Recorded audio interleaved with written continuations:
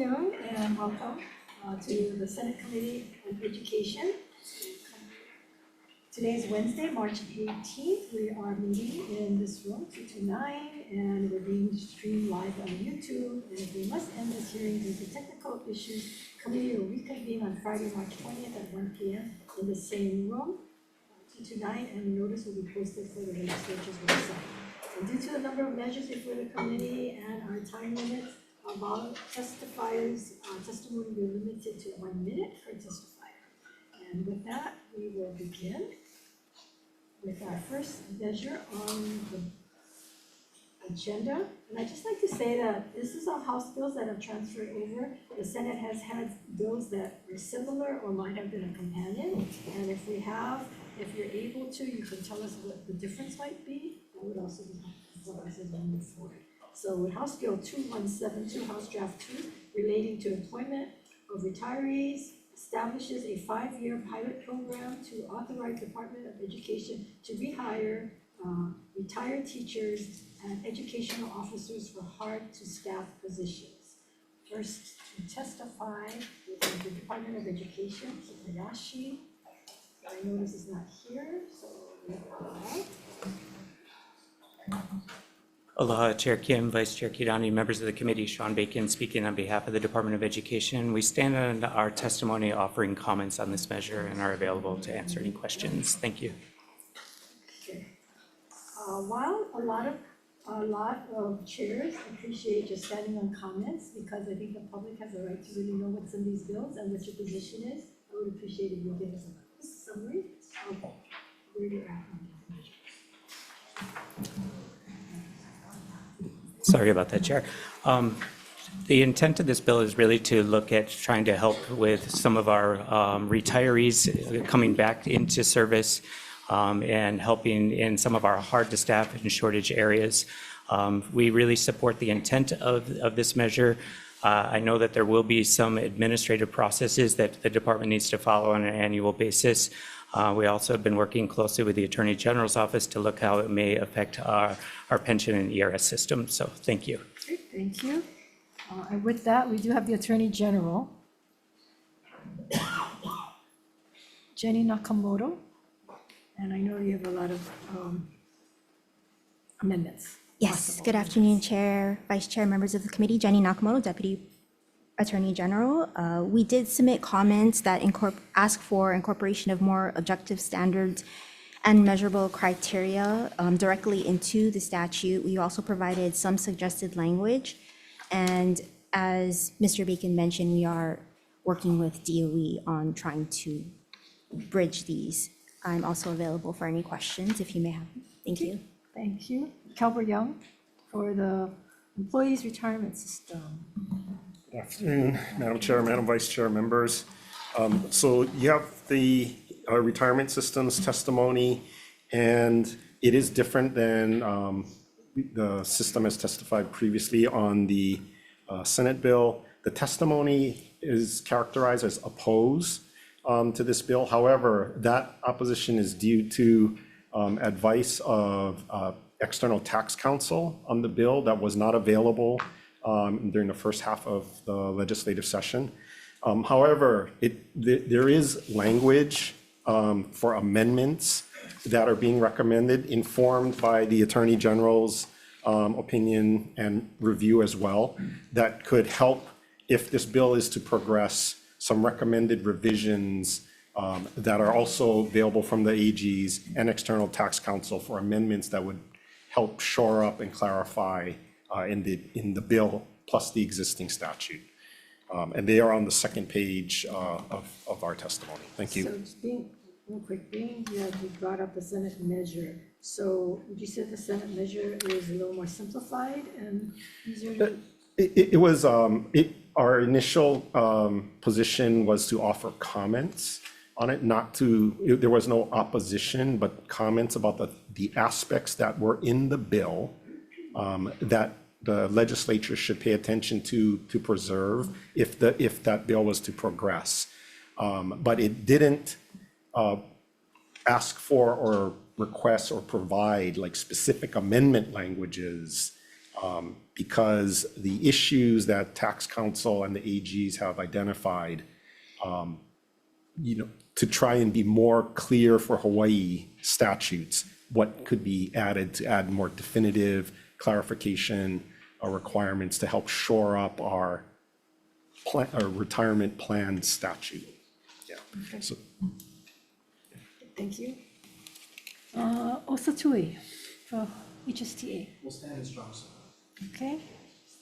Anyone else wanting to testify on this measure? If not, members, we are open for questions.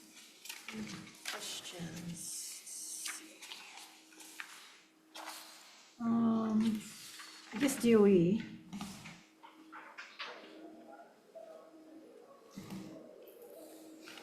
Being as this measure clearly points out hard-to-fill areas or hard to staff, how many teacher vacancies are considered hard to staff?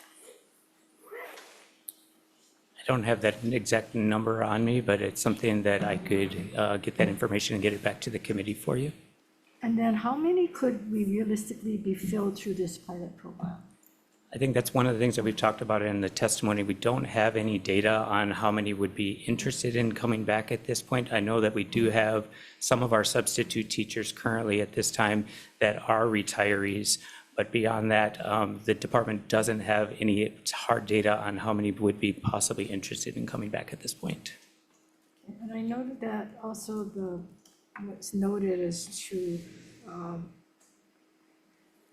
how to ensure that hiring retirees does not reduce the efforts to recruit and retrain new teachers. So I think part of our testimony on this is, I think the department's really focusing on really trying the best we can to hire our local candidates as best as possible. But, we would appreciate any intent from the legislature to help in any way to help with our shortage. If this is a measure that is something that, would be a possibility, I think the department would be open to that. But they would be hired at this point right now on a year-to-year basis. I think we'd have to continually recruit for that position on an annual basis to ensure that we can have somebody be there on a consistent basis as we are training our teachers on an annual basis. And how would DOE evaluate whether the pilot program improves student outcomes or staff stability? I think that's a good question. I think we really need to see how many people actually would take part in this program. And then from there, really determine what the student outcomes are. We probably have to do some type of survey and evaluation on them to see, is this something that we would want to continue in the future or not? Do you folks have a contact list of retirees or your retiree teachers? It would be something that we could look into our system and, be able to see which people have retired based on their last contact information that they gave us at the time of retirement. It is something that maybe we could look at going out and surveying them to see if it may be something that they are interested. As I mentioned earlier, there are some of our current substitute teachers that I do know that are retirees that have chosen to come back on a limited term basis. How hard would it be to just email all your retirees to just say, we're just doing, a real quick search as to if in fact we could get rehired as a retiree? Would you be interested? I mean, how hard is that? I think it is something that, it would be dependent on the information that they gave us at the time of retirement, their, last contact, either phone or email or actual address. Based on that, it is something that we could probably send out some type of a survey monkey or something to that effect to just get some general basic information. Yeah, I think that would help us as we're going forward with these measures, because while I think it's meritorious, there's a lot of work that has to go into it, and you have to, show that you've recruited, you have to show that it's hard to fill. There's a lot of hurdles, and so I think, DOE,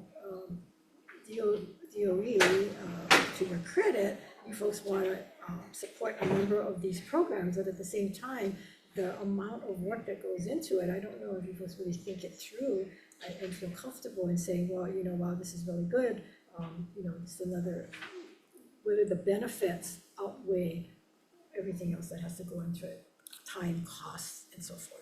So, Understand. and we have stopped using basic ways of surveying people. Like, it seems like you always need an app when you need a consultant or something, when you don't, a simple email go out, It's like the Star Advertisers poll. How many of you feel this? It's not scientific, but at least you get a sense of the area and whether it's worth a while to even entertain something like this. Understand. Thank you. If there's any other questions? Senator Kidani. Thank you. So are there any other states that are trying to do this, that are doing this? I believe there are. I don't have a list of the other states with me at this point. I know that I believe there have been a few states that have tried it before in the past, but I don't know, Senator, off the top of my head.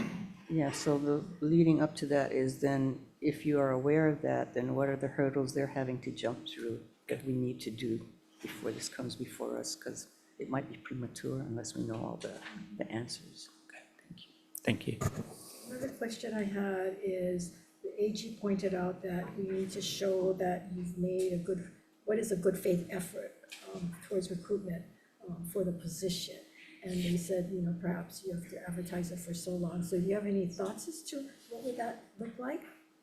We recently just had some discussions with the AG's office on that and what it would look like. I know that there are some collective bargaining agreement terms that we need to follow. Things need to be posted internally and then possibly posted externally. Currently, right now, majority of our postings for our educational officers, our classified staff, are posted on a 10-day posting period at this point. And then some will actually, on the classified side, move to a more continuous recruitment. On the teacher side of the house, there is currently in the collective bargaining agreement on an annual basis, we need to allow our tenured teachers an opportunity to apply through our teacher assignment and transfer period. At the end of that, if there are no applicants, then we would move to an external recruitment, and those are posted continuously until they are filled. So we'd probably have to look at some type of criteria of how long is long enough for it to be posted before we would consider that threshold. Exactly, and that's some of the hurdles that I spoke about. Already, folks have a 10-day to post, and people I know in the system is saying that's not long enough, especially when you do it on January 1st, and the 1st is a holiday, and then you count the weekends, and if you have 10 days, and it's not working days, it's calendar days, right? So then you're left with just a short window already that's embedded into your folks' like principal recruitment and so forth.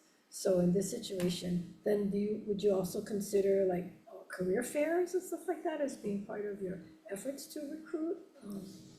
So currently, yes, the DOE has been actively involved in many career fairs, both here locally and nationally. But those are the kinds of things we need to hear from. Okay. Thank you. Thank you. HSTA, can you come?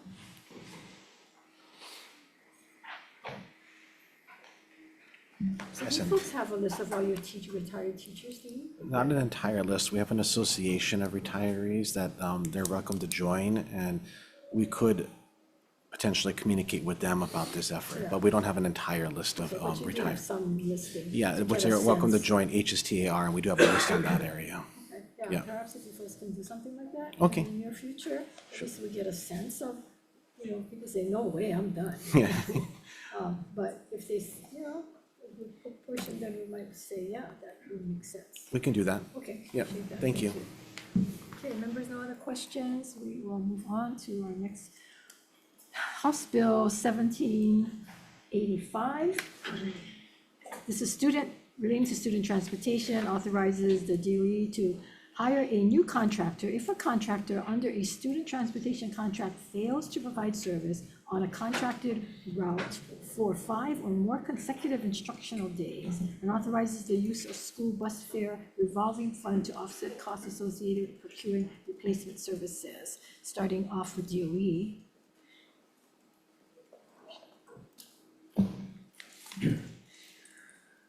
Aloha, Chair Kim, Vice Chair Kidani, members of the committee, Shantajima testify on behalf of the Department of Education. The department stands on its written testimony, which provides comments on this measure. This bill supports the goal of transportation reliability, but cautioning that the bill's proposed route suspensions and procurement exemptions does not solve the root cause of the statewide driver shortage and may actually reverse progress made in response to the state auditor recommendations. Given the two companion bills, we prefer this version over the other one because the required fines were removed from this one. So we thank you for this Okay, when you said opportunity. the other one, the other The companion bill. companion bill, Yeah. the Senate bill? Yes. Just kidding, thank you. We stand by for questions. Thank you. Okay, we have Bonnie Kui for the procurement office. Good afternoon, Chair, Vice Chair, members of the committee, Bonnie Kahakui, State Procurement Office. We stand on a written testimony providing comments. We believe the bill is not necessary as there are current statutes and rules that talk about or enforce contract remedies for non-performance. In addition, we have concerns regarding the bill authorizing the governor to intervene in some of the DOE decisions, which is contrary to the Chief Procurement Officer's duties and responsibilities as outlined in HRS 103D 205. Thank you. I'm available for questions. Quick question.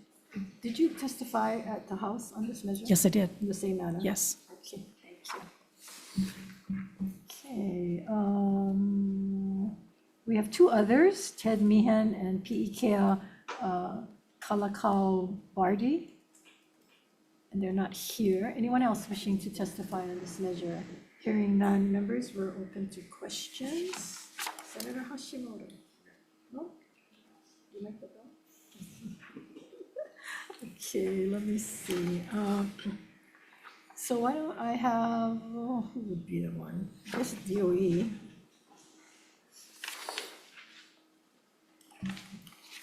So right now, what happens when the service is disrupted and there's a day, 2 days, 3 days go by? Yeah, we're not happy about that either. Basically, the routes are just canceled for those days. And then what happens to the students? They just gotta find their own transportation. Yes. Are you given notice usually that it's gonna be a disruption? Depends when we're notified. So if we're notified the day before, the notice will go out the day before. But sometimes we're notified that morning, and so we send it out as soon as we can. For the notice, what we're trying to work on is an app that we can provide. Basically, would allow parents and students to opt into the app to get notifications directly from the bus company. It's not going to solve the route cancellation, but at least it'll give them notice as soon as possible. And we can't have that run through us because of the privacy issue. We can't give student information to the bus companies, but if parents opt into that, then they can sign up for certain routes to get notifications if the bus route is canceled. So again, it doesn't solve the cancellation, but just notifies them as soon as we can. What does that app cost? Oh, we're looking into it right now. Oh, you to don't see- have the app Yeah, we now. don't have any app yet. Okay, here's cost effectiveness again, because it seems like everything is an app and not everybody has computers, and still what's gonna happen to those people that don't? Right. Not just, they don't actually opt in, but they don't have the computers as well, so that's a number of people. Correct. So currently, the practice is, so the app would expedite the notification, because currently, we notify the school, and the school blasts it to their students. So there's a delay in that, because they have to contact us to contact the school to send it out. So they would get notified that way, but the app would allow them to get it straight from the bus But company. that's more efficient when you go to it, because you let everybody know. When the app is only those who opt in, which you may not know, and then those who don't have computers. And so now you gotta figure out who didn't get the message, and now you gotta send it all out anyway. So we right? do both. We would do both. Yeah, but again, what kind of cost are we talking about? Yeah, so we have to measure out the cost to see if it's worth it to do the app. Because, DOE constantly always runs to an app, and then like an app to see what lunches the student wants, an app to, and then it's not like, small money, we're talking $50,000, $60,000, $70,000. Yes. Right? Get another bus probably for that amount of money.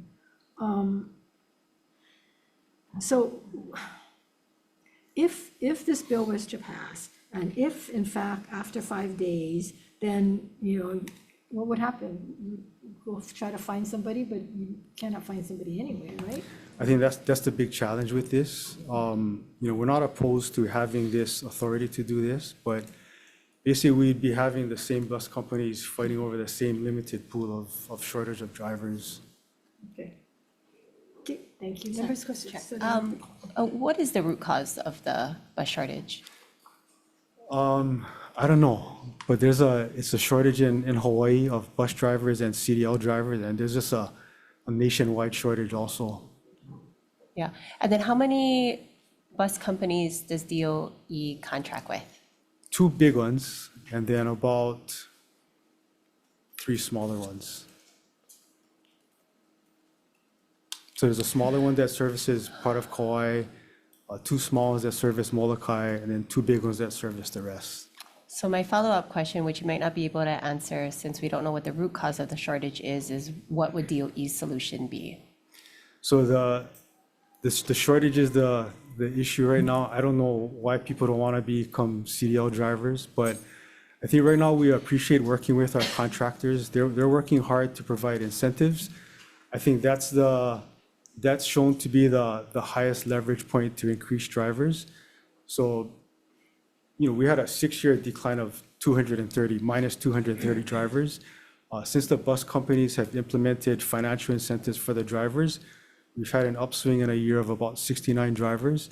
So they're giving higher wages, signing bonus, guaranteed hours, paid training, and that's resulted in the increase. So we're hoping that the upswing continues. But we're continuing to have discussions with our contractors. nobody wants to.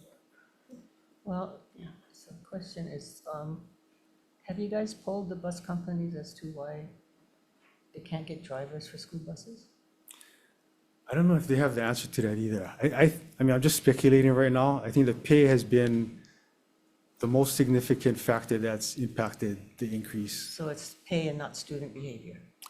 I think that the pay is the biggest one. So speaking of student behavior, that does make the job very challenging.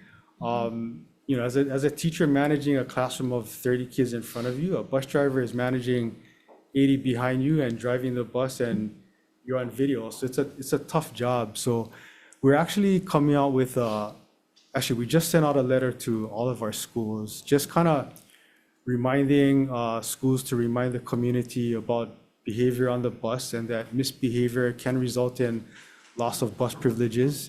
But how many times have you guys done it? So our schools are good about following up with misbehavior on the bus. I think part of the challenge is our bus companies have a delay in letting us know. So we want to be able to follow up right away, because when we're following up with students about misbehavior on a bus or at school, when you talk to them 5 days later, they forgot what happened already. So the more timely it is, the better. So I think that letter is also a message to our bus companies who we're sharing with them also, that we want to work with you folks on this. It's just we need to know as soon as possible if something happens so we can address the behavior right away. What is the pay for a bus driver starting? I believe it's about 35 an hour. We gonna get people to be bus drivers? Yeah, and Oh. and they have signing bonus too. I'm not and- offering, by the way, just seems like pretty I was going to reasonable. offer. And right now, because of the paid training, you can actually sign up just with a driver's license, and they provide you the paid training to get your CDL license. But I think part of the issue is maybe for the bus drivers, how much input are they giving DOE? What they need to be able to stop a student from getting on the bus when they have been misbehaving, and DOE recognizes that and does something about it. Yeah, we continue to communicate with our buses about that. And I think with this letter going out, we're gonna reach out to the bus companies to get more specific feedback on how we can work together with them on this. Why is it taking so long for you to do this? To send out the letter? Yeah. I think we've been trying to address it incident by incident, but I think we felt that because of the shortage, this may not be the primary factor that why people don't want to be bus drivers, but it is a factor, so we just wanted to address it But the shortage has been statewide. around for a long time, and, I think that you gotta get in front of stuff. You cannot just say, individually and because of bus shortage, because etiquette and decorum, it should be foremost, no matter what, right? That's what we teach our students in the classroom. Hopefully, the same kind of behavior should be on the bus. So that's not something that should be tolerated, but I'm just saying that when these things are happening, it just seems like you folks are late to the game, and you're getting, as a Band-Aid instead of being proactive in trying to address this stuff. And so only now you're coming up with a letter? I mean, that's crazy, right? Yeah, in hindsight, we should have sent it out sooner, so I'm glad we finally sent it out. Well, years should have gone out. I mean, and then constantly, yearly, it should be a reminder. School starting again, bus drivers, we'd like to remind, these are some of the things we gotta read. And if there's a problem, this is the number you call. Your bus driver should be calling or making a report. I mean, that should be yearly, and not just once in, I don't know, clear blue moon, right? Yeah, that's what we plan to do. And it should be to the point where the bus company can refuse to transport a student who regularly misbehaves or is, not behaving on the bus or, hurting students or even abusing the driver. No, Do they have the authority? that's part of it. Yeah. But that's why I'm asking him, do they have that authority now? It's up to us. So they report it to us and we decide. And We take it seriously, though. Well, how seriously? Does the notice go out to the parents that's saying 3 strikes, you're out? So we thought of, our initial draft had the 3 strikes rule, but we didn't want to put that in because the first strike might be serious enough to remove the privileges. So this way it allows the administrators to use Chapter 19, and bus privileges can be part of that also. So we didn't want to be bound to where a student assaults another student on the bus and that's only strike 1. We wanted the flexibility for consequences to be more But you severe if can needed. state that in your rules, it's saying 3 strikes you're out. However, if it's a severe one at any given time, they can be, rid of their privileges. So again, you guys are educators, you folks are smart, you're supposed to be able to think these things through. Or if you're not, then put it on ChatGPT, they'll spell it out for you. Thank No, you. it's not funny. I mean, come on, it's serious. You said you're serious about it, but it doesn't seem like it because you guys are not proactive. We shouldn't have to make deals like this. I mean, I'm sorry, go ahead. Yeah, how many privileges have you guys revoked because of bad behavior? We can get back to you on that. Okay, question, Senator Hashimoto. So I think, hopefully we can try and figure out some solution, because as I told you before, what I'm worried about, and I think why the impetus of this bill is not from year to year. Yes, we do know that, bus service has gotten better, but what's going to happen is when you go and renew these contracts, that's when you're going to have problems again. Because what the bus companies do is if they lose that contract, they're just going to hold the drivers, and then you're going to have an inherent shortage, and then we're going to end up what happened a couple years ago, right? And so if you're not proactively trying to figure out what you're going to do upon the renewal, that worries me, right? And so I think what we're asking for is, what tools do you need? Obviously, I think SPO is essentially saying you don't need anything, but I think the point here of this bill is, what are we proactively trying to figure out so that you are clearly given everything that you need to do what you need to do, so we don't end up how we ended up a couple years ago, where we had these mass cancellation of bus routes, right? And I think it's just persistently happened. And yes, we can blame the driver shortage, but I know for a fact, because when we had a driver shortage on Maui, I called the other bus company and they had the capacity, right? And so I think we gotta think thoroughly, and if you can do it internally, fine, but you gotta show us that you're gonna do it internally, or else you're just gonna keep, being bills, right?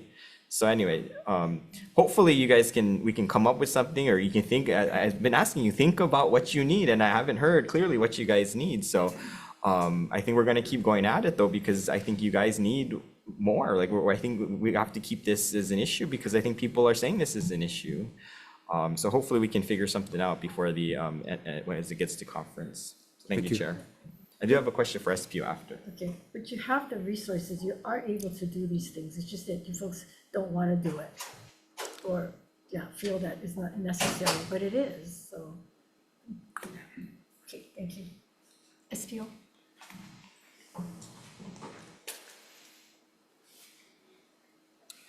Thanks for being here. So I just want to figure out, is there a way that we can kind of tie this bill clearly, to kind of make a statement that this is important? Can we tie it back to some of your rules in that so that the DOE can operate to make sure that it's clearly outlined in this bill that, they're following some of the SPO rules, but they have a specific potential route carve out?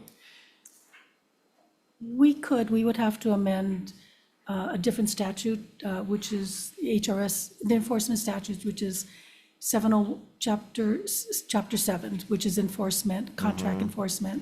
So it's like 701, 702, all the way up to 709 talks about enforcement. What they would need to do.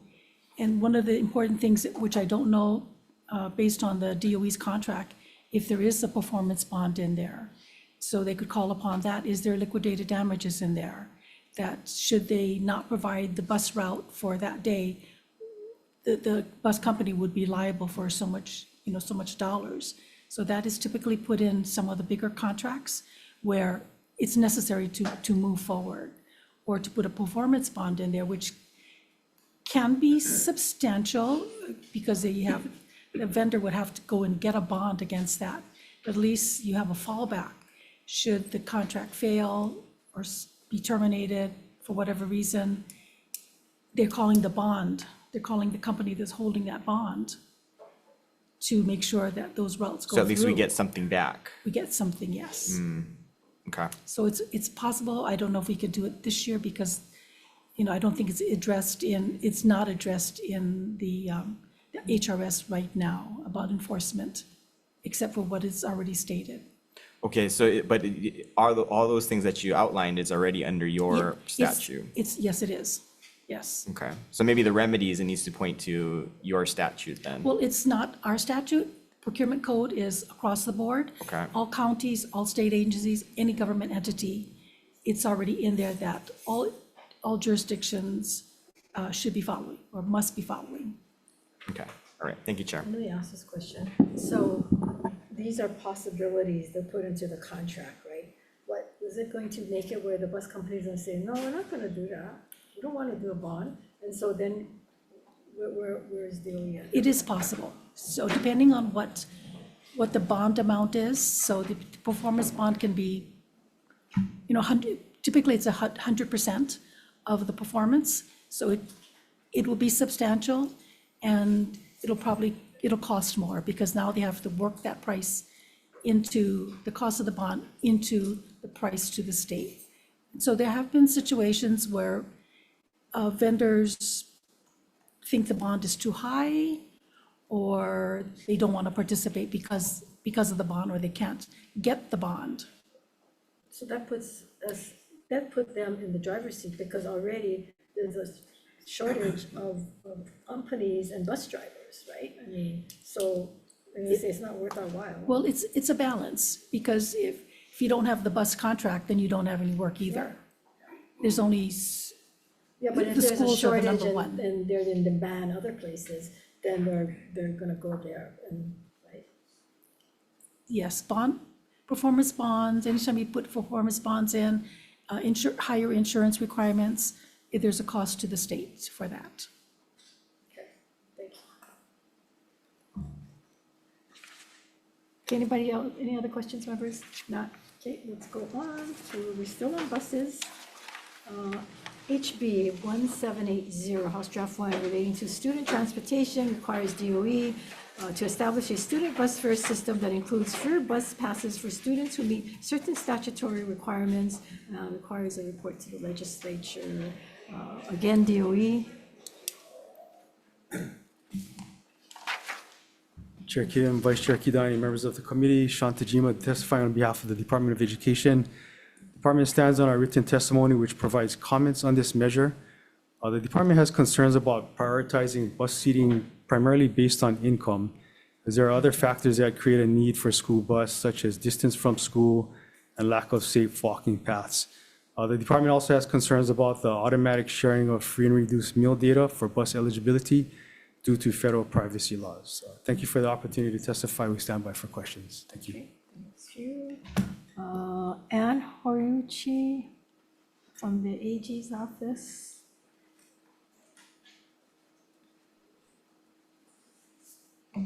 Good afternoon, Chair Kim, Vice Chair Kidani, members, and Horichi from the Attorney General's office.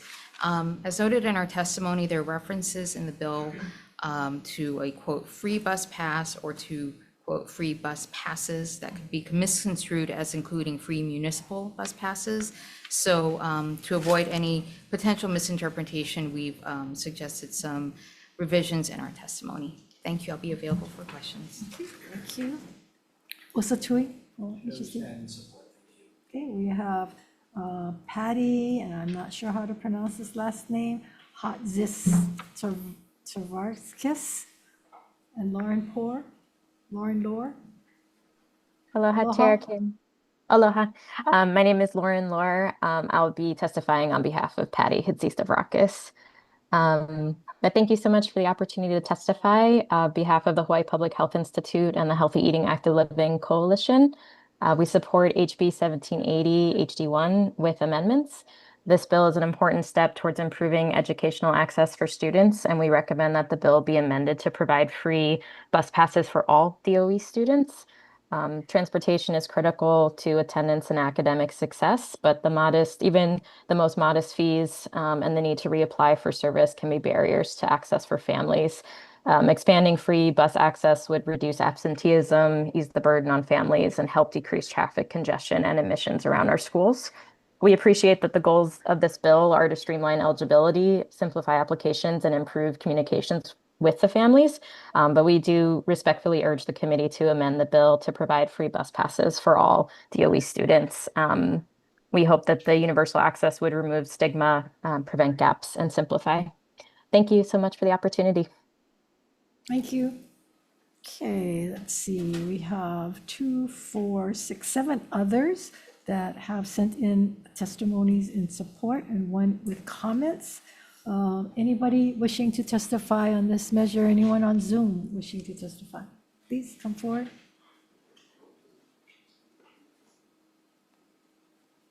Please identify yourself. Aloha, Chair Kim, Vice Chair Kidani. I'm Michelle McCoy with the Office of Hawaiian Affairs. Okay. We do stand in support of this measure and are asking that we look into expanding it to at least the Alice families as well. The prior testifier was saying that across the board, transportation access is very important. Clearly, we're having trouble getting the kids to school. So we would, we do support the access, and education starts with transportation and getting there. Mahalo. Thank you. Anyone else wishing to testify? Not members' questions. Okay, let me go ahead and start with DOE. How much is a bus pass, or how much does it cost for a student that is not subsidized to? For a school bus? For a school bus. Total for the year is about 300? 288 for the year. 288 for a year, which approximately comes up to what per trip? And this is round trip, right? Round trip. Round trip. Yeah, So that's that- how much it costs for the family. For the family. Yeah, for the cost for the DOE, it's, I think, 1,600 per student. 1,600 per student. And of the 1,600, the family pays 288 Correct, per year. Yes. And 1,600 is per student per year. correct. And is that the family pays 288 even though they have more than one child? Is it just flat 288? I believe so. Yeah. Yes. Okay, and that breaks down to how much per round trip? Per round trip. How many days in the school year? 180. Now, why don't you calculate it and then get back to that? How many students are expected to qualify for free buses under this bill? So we have about, just for the whole DOE, I'll give For you the this bill, figures. because this is, if you get free lunch, you get free bus pass, right? This bill is saying that. So how many students are we talking, additional students? So I'll give you the figures of how many are riding the bus right now. Okay, So currently, we have about 19,000 students riding school bus. Of that 19,000, about 10,600 are free riders, and then 8,300 are paid riders. 18, I'm sorry, say that again, 18. 8,000. Or 8,000? 8,300. So total is about 19,000 students who ride school bus. So it's not a lot. But we also have the city bus. And that one, because we're giving free city bus passes to middle school and high school students who reside in the area that's eligible for bus. So that's about 7,000 secondary students have the city bus pass. And the cost is what? Cost of the city bus pass is 300? 300 per student. And what do you folks pay? The 300. Which is, what's the total amount then? Yep, for the year. No, total amount you're paying per year per. Oh, it's about 2.1 million. There's about 7,000 kids on Oahu and about 100 on Kauai. It's already free on Maui and Big Island. So 19,000 riding, 10,000 of them are free, 8,300 pays for that. And it costs us 16,000 per student, plus the 2.1 million for city bus passes. Correct. The cost per student is 1,600, 1,600, Yes. What did I say? 16,000. Oh, sorry, 1,600. Okay, I have 1,600 on my sheet. And if you were to give everybody a free pass, what would that cost? So the free reduced lunch count, there's about 58,000 kids for free lunch. So that's like right now, not all of them even apply to ride the bus, but as far as how many would be eligible, there's about 58,000 students. Okay. Yeah, I know everybody, I shouldn't say everybody, we're all trying to help our students, our families, and everything is, well, we should give free lunch, we should give free buses, but there's a huge cost to this. So where would the money come from for these measures? I mean, yeah, it will come from the ledge, but where would we cut it from? I don't know. That would be a lot of money. So shall we cut it from K through 12? I mean, should we cut it from the kapunas? Shall we cut it from UH? Shall we cut it from, you know, when people testify in support for free, I always want to ask, where do you think we're going to get the money from? Or do we raise taxes? Right, so that's why for DOE, we had only comments on this measure, and it wasn't listed. We're not opposed to having free bus for everybody, but it wasn't one of our priorities that we had requested through the legislature. Okay, further questions, members? Okay, thank you.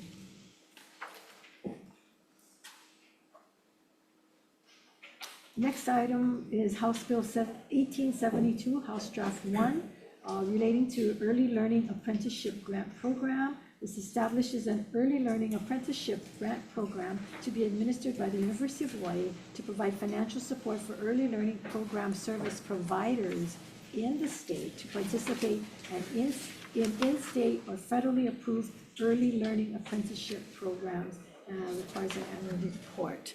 So we have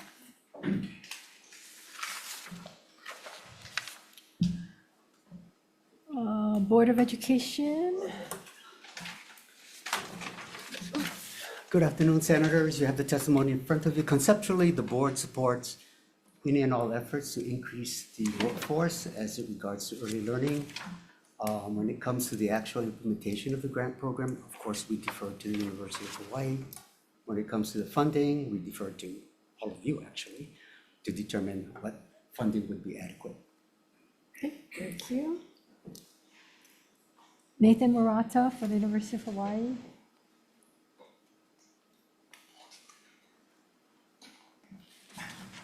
Good afternoon, Chair, Vice Chair Kidani, members of committee.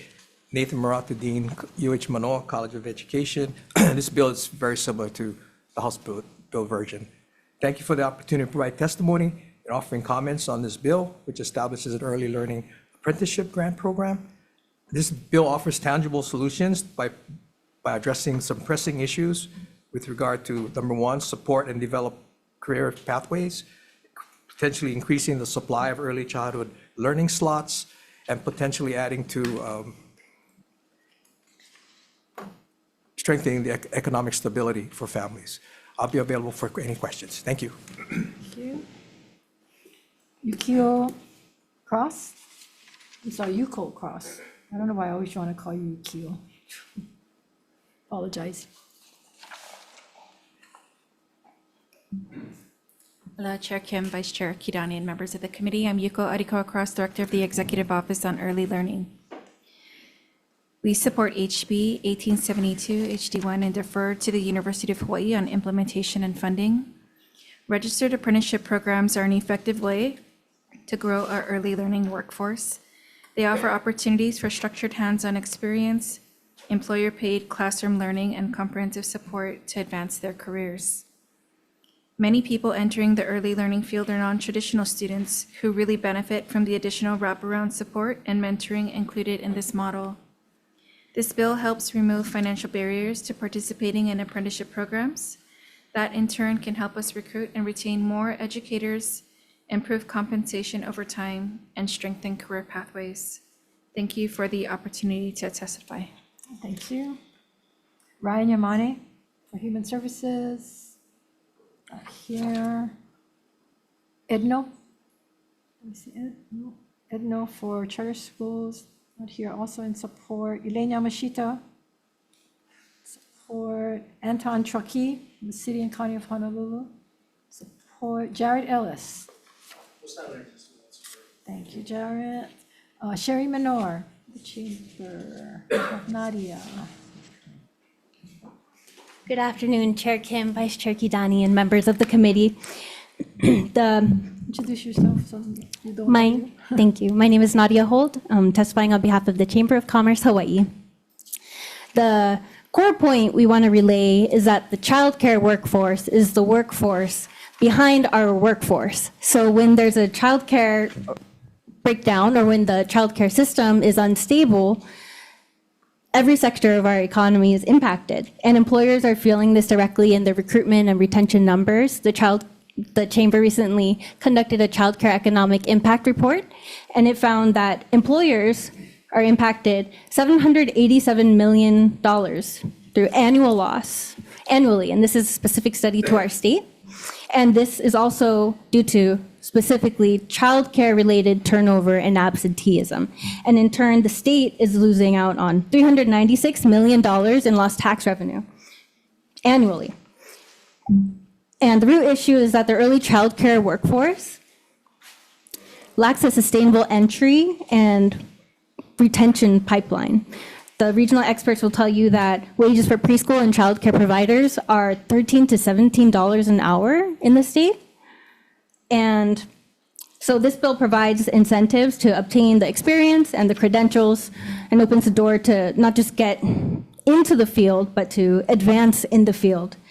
And this bill could strengthen workforce participation across Hawaii's economy, not to mention that the most recent science indicates that over 90% of brain development occurs before the age of 5. So there are profound positive implications for our future workforce pipeline as well. This is both an economic and a workforce development priority, and we really thank you for hearing this measure. Available for any questions. Mahalo. Thank you. Let's see, Malia Suchia.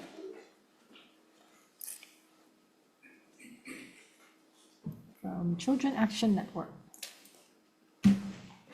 Aloha, Chair Kim, Vice Chair Kidani, respected committee members. My name is Malia Suchia on behalf of Hawaii Children's Action Network Speaks. You have my written testimony in support. I would like to add a few more comments.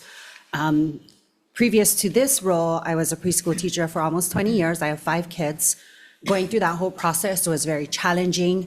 Going through the pathway of trying to become a teacher was very segmented. And in early childhood in particular, it's not something you can learn in a book.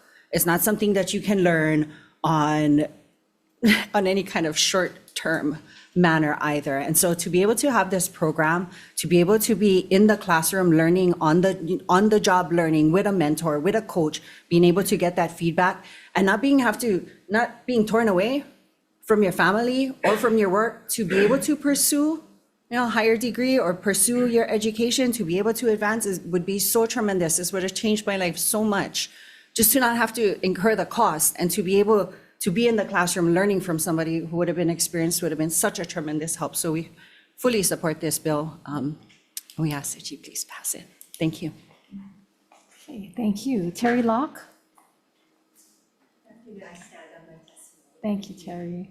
Let's see, Jared Ellis. I have 1, 2, 3, 4, 5, 6, 7, 5. He's here? No, not here. Oh my goodness, we have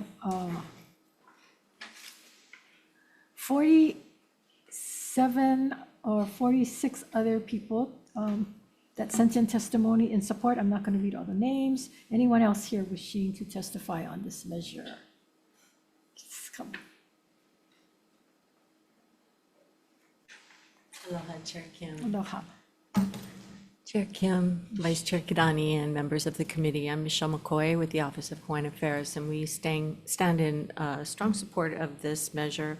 Early learning drives lifelong outcomes. As the prior testifier had mentioned, the brain development happens before the age of 5. So that aspect of early learning is very important. But for workforce development, it's very important that these vital workers are supported in our community and in our state. And we have submitted written testimony as well. So we stand in support. Mahalo. Thank you, Michelle. Okay, anyone else? Hearing none, we are open for questions, members. Go ahead and start. Yes. Thank you, Dean.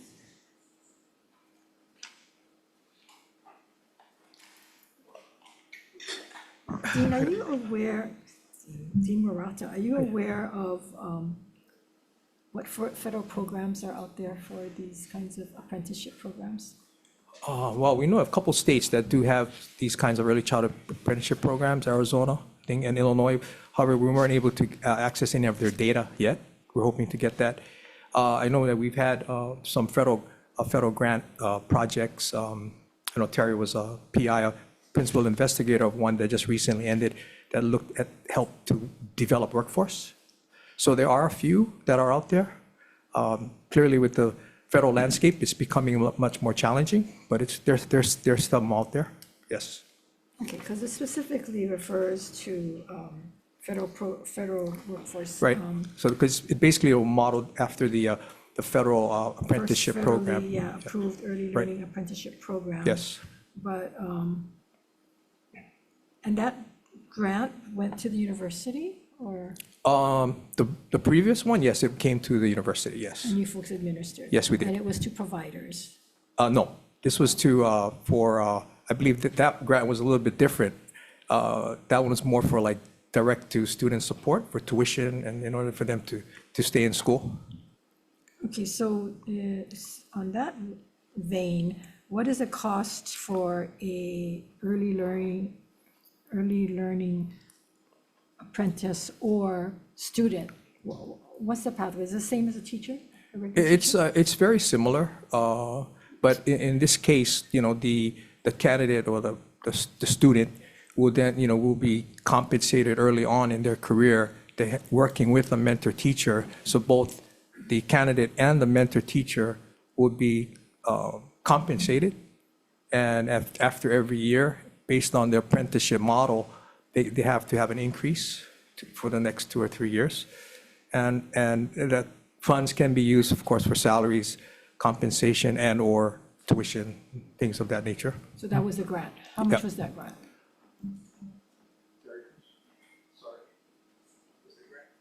She was a principal investigator of the grant. Okay. Okay, what was the question? How much was that grant for?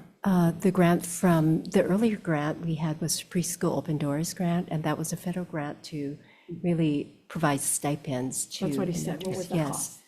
The much was stipend amount, maybe Or the total of the grant. the total of the grant. Yes. Okay, so that was for our state. We went through P20. And so I'm thinking, I'm not sure exactly what the total was. Yuko Arakawa Cross was also part of that leadership team. Okay, so it's through,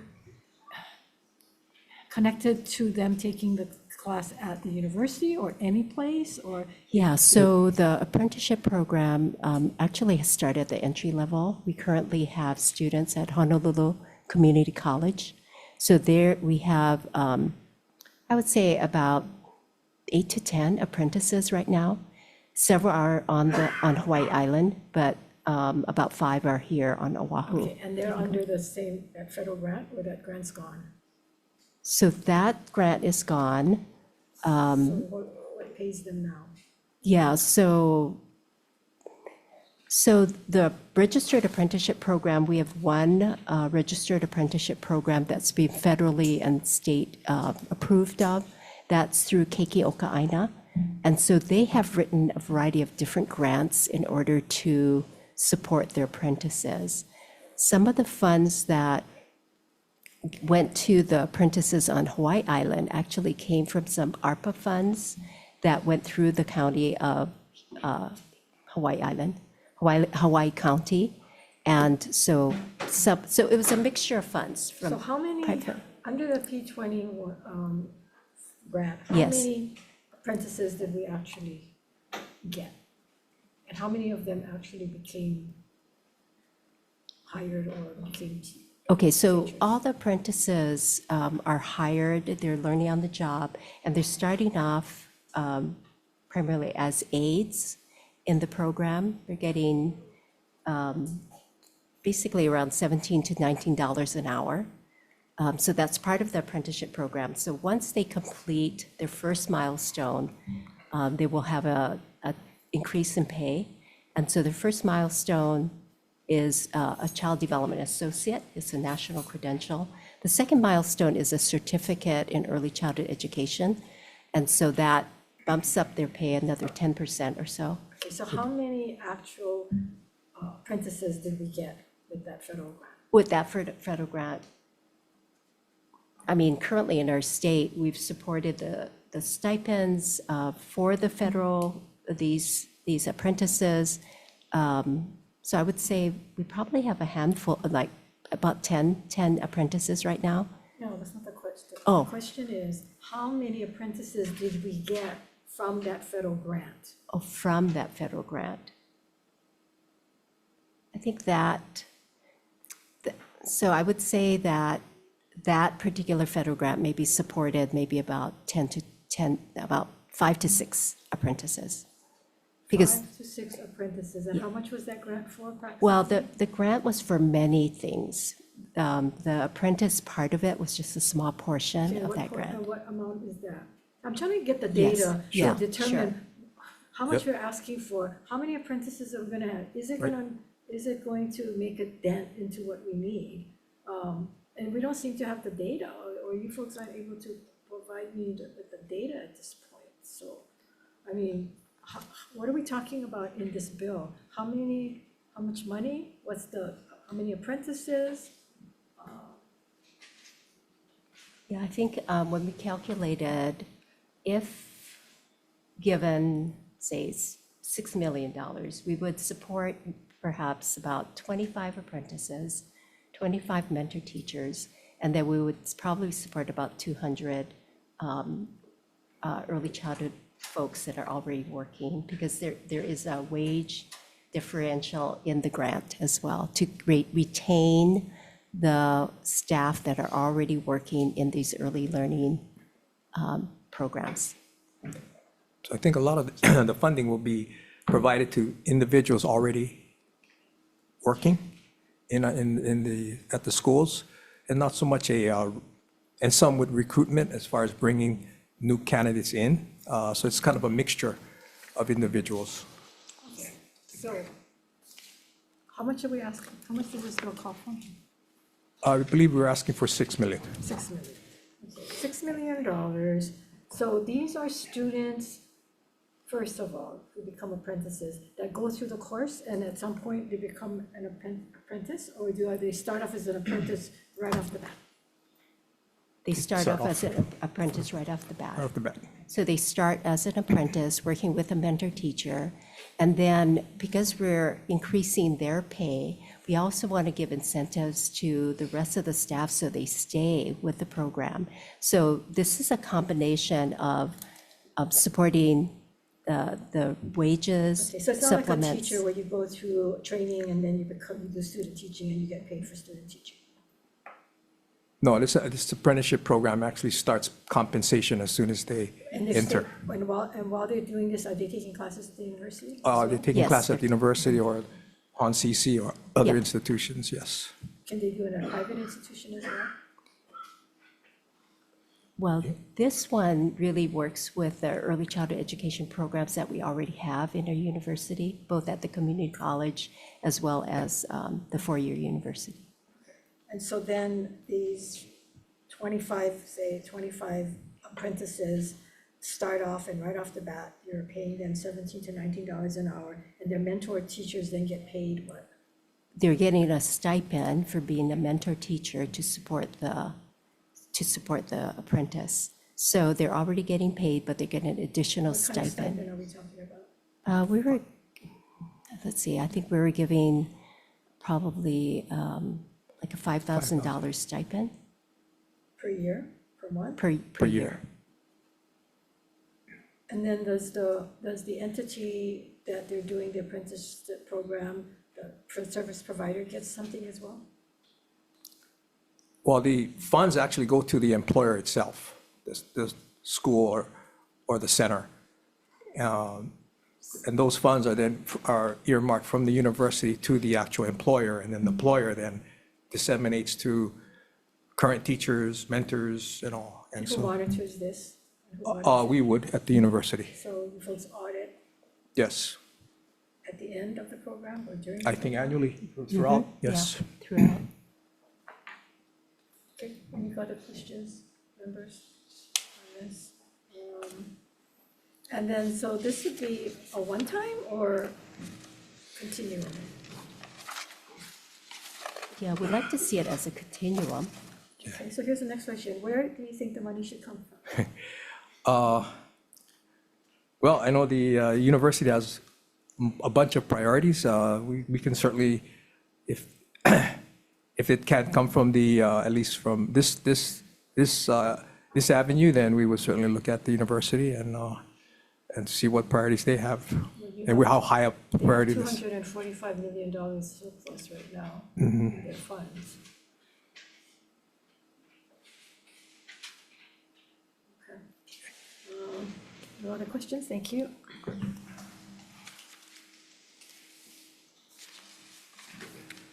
Next item is House Bill 1889, House Draft 1, relating to school psychologists, creates a working school psychologist working group within the Department of Education to recommend actionable steps or proposed legislation for an immediate pathway to licensure for school psychologists that can be acted upon in 2027. And the first testifier from DOE.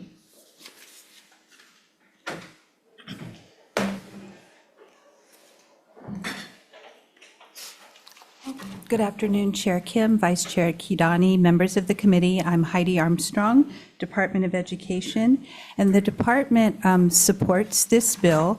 This bill was not initiated by the department, but the department recognizes that Hawaii is the only state that does not currently have a licensure pathway for school psychologists. And by participating in this work group, the outcome would hopefully be able to inform future policy decisions without presupposing a specific regulatory outcome. Can you explain that, what you just said?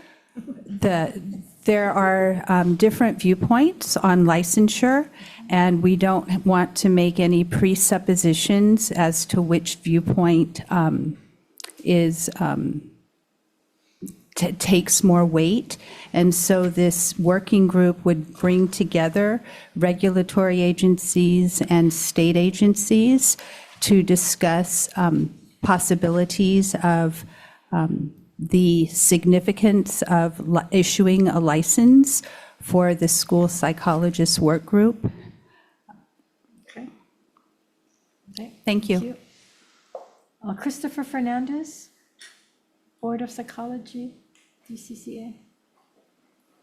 Good afternoon, Chair, Vice Chair, members of the committee. My name is Christopher Fernandez, Executive Officer to the Board of Psychology. I'm here to stand on the board's testimony supporting the intent. The testimony is the same as the previous committee. Nothing changed in the bill. And that was something that the board was looking at, the board makeup. I'm sorry, I'm talking about the working group makeup. Sorry about that. So the board had requested that if it was the intention of the working group to look at putting school psychology specialists into 465, that we requested that HPA be included since the psychologists have a vested interest in that chapter. That was the only thing that we had asked thus far from this. Okay, thank you. Alex Lichton, please come on up. I don't know if I said your name correctly. That's correct. Okay, thank you. Good afternoon, Good Chair, afternoon. Vice Chair, members of the committee. I'm Alex Lichten. I'm the Legislative Chair for the Hawaii Psychological Association. I'm here to offer comments and ask for an amendment. HPA does support the licensing or credentialing of school psychologists. We are an important stakeholder in the process, but are excluded from the proposed working group in HB 1889. We were included in past versions of the bill, which did not pass. Therefore, we're asking for an amendment to include HPA in the working group, given the position by the school psychologists that they're part of the same profession and they want to be licensed on the Board of Psychology. That very much affects us, as then 2 members of the school psychologists, they would be added to the Board of Psychology and decide on licensing complaints against psychologists. Thank you very much for the opportunity to testify. You're welcome, thank you.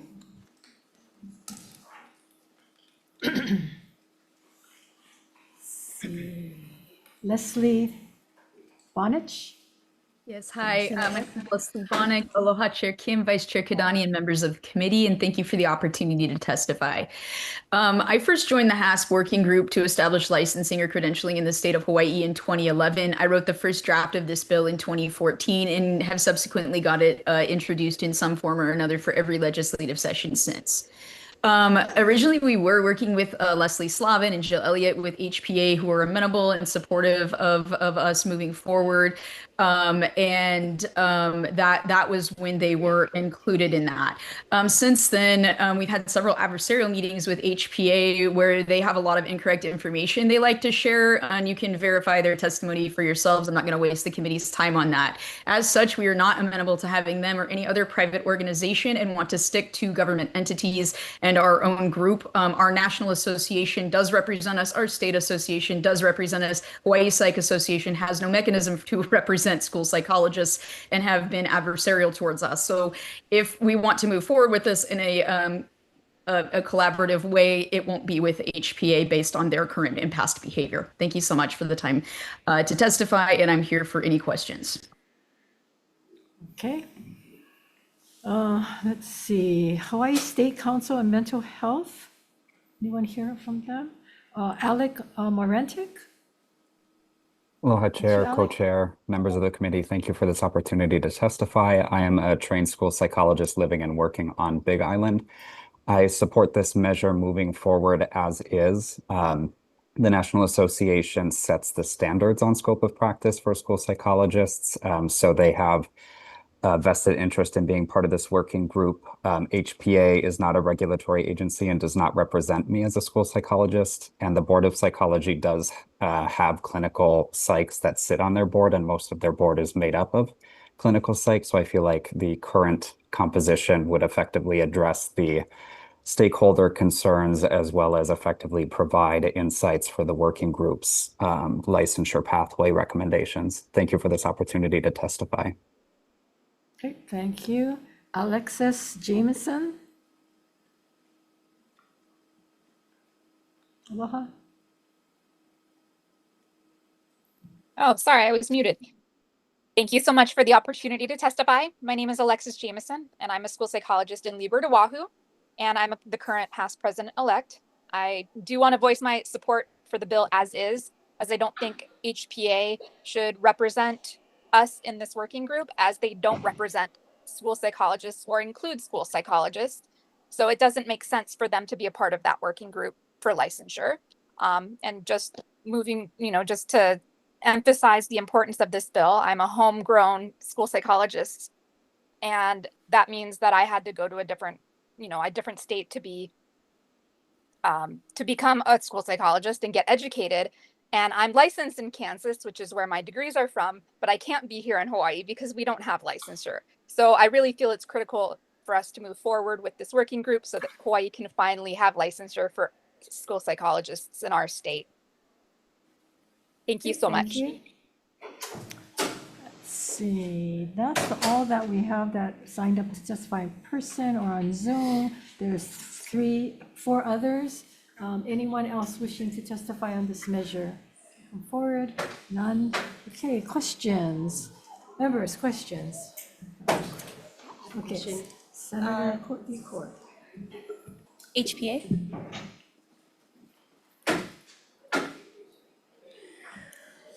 So I have a question. In your testimony, it shares that the board also suggests adding local stakeholders, such as universities, and supports keeping the working group exempt from open meetings law. Why would you need to be exempt from open meetings law? I don't believe that's in our testimony. Correct. Oh, she said Oh. she doesn't believe it. Their Is that Board of testimony. I Okay. apologize. It's Thank hard you to so keep you much. guys- Yeah. Yeah, which is which. Thank you. Please please, if you could respond to your testimony, Yes, Senator. Board of Psychology. Yes, Yes, thank you so much. So why would that be necessary to exempt from open meetings law? Just in the past that we had had concerns that there would be additional administrative requirements that would need to be done, like filing meetings and certain things that would come out of like DCCA, PBLs, staffing. So we were just asking that maybe that be omitted so that there isn't that additional requirement, sorry. Okay. Okay, and then thank you very much. I do have a question for HPA as well. So unless the board wants to, the committee wants you to stay for other questions, Chair, when the time permits, I'd like to ask HPA to come up. Yeah, I have a question. So you're on the Board of Psychology. I am No, the executive officer, yes. Yes, and this is under DCCA. Correct. Correct. So as far as licensure, because according to testimony today, they've been introducing this measure year after year. So what seems to be the problem? I think the board's view has been that there are 2 parties. Obviously, one of them is within the chapter already, is psychologists, licensed psychologists. And I'm using terms that are defined in the chapter 465. So we're talking about licensed psychologists who have obtained licensure in the state. So it's no distinction about what psychology is outside of what it's defined as in 465. So those folks having vested interest have representation through HPA. They can regularly attend meetings. They can affect the chapter. So I think that the other party, I was going to school psychologists, they, from the board's preview, are comprised of basically about two parties, 2 groups. There's the school psychology specialists, as that has been defined in bills in the past. This is a specialist in education, I believe, degree level, whereas there is the school psychologists who are doctorally educated, who in fact actually can be licensed through the chapter 465 at this time. There's obviously discrepancies with their training and their level of, say, training hours is one of the big things, is not as high as what we require in 465.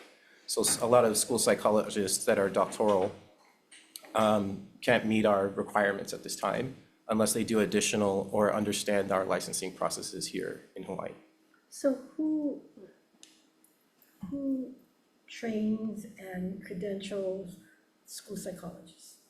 I do not believe that there are any education programs in the universities located in Hawaii at this time.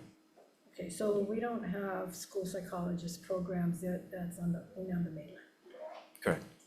And the reason, and UH left the room, anybody else here from UH, feel that there's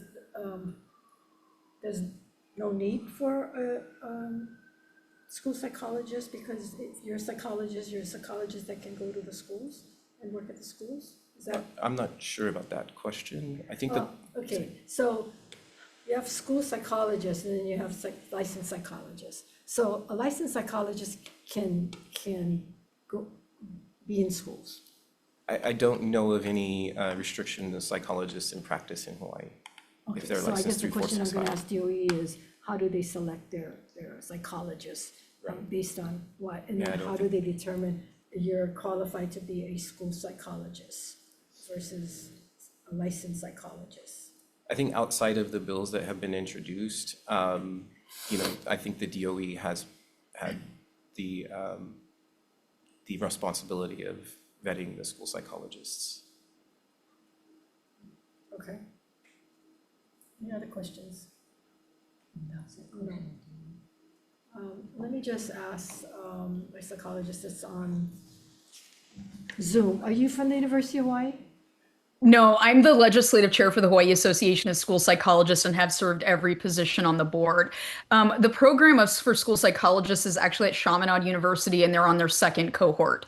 And this is, again, why when we have people who don't know school psychologists, don't know what's happening with school psychology in the state, that are making decisions about school psychologists, which has happened since 1999 with our inception of the Felix Consent Decree, why it's not actually helpful to us. They don't know. And that keeps happening in every meeting that we were having with DCCA and HPA. They don't know. And then they would try to kind of put us in one of their boxes. So the way that it works now is one of us applies, it goes through the Office of Talent Management, which is Sean Bacon's department. Somebody has to look at that paperwork and say, is this person qualified or not? That actually takes so much time versus a speech pathologist applies, they are licensed through DCCA, they get put on the list to be eligible for hiring.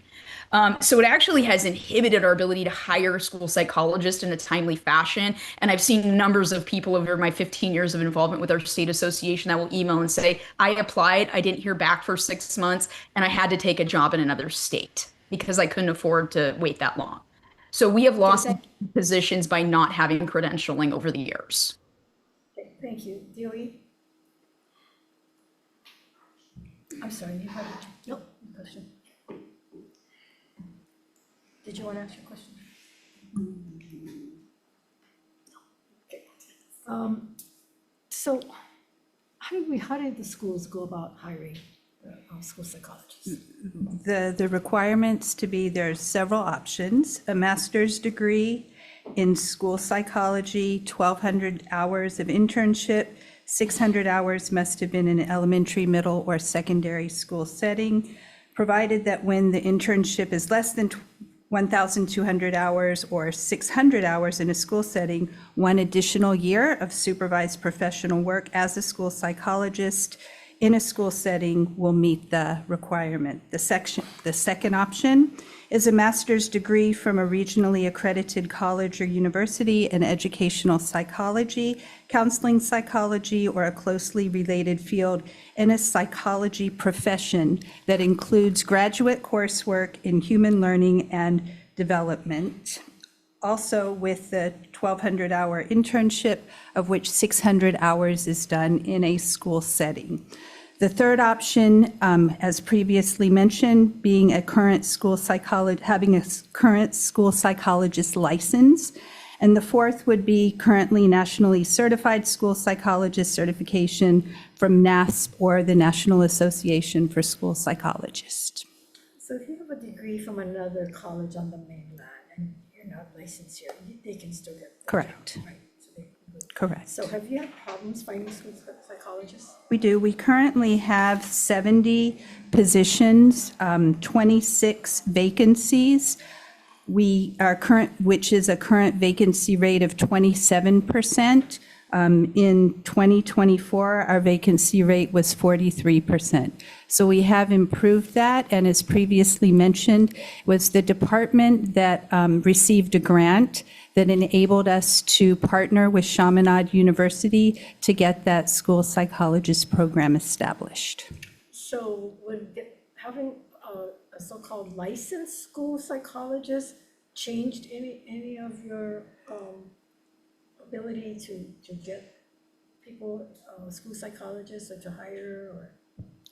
No, and that is where we want to get rid of all presuppositions. That's where the debate is. Is a license a bureaucratic function, or is a license an extra layer of protection in valuing the credentials of the profession? Is it an extra layer to prevent, of safety or? And that would be the discussion of the work group to come to a consensus. There are many differing viewpoints on that.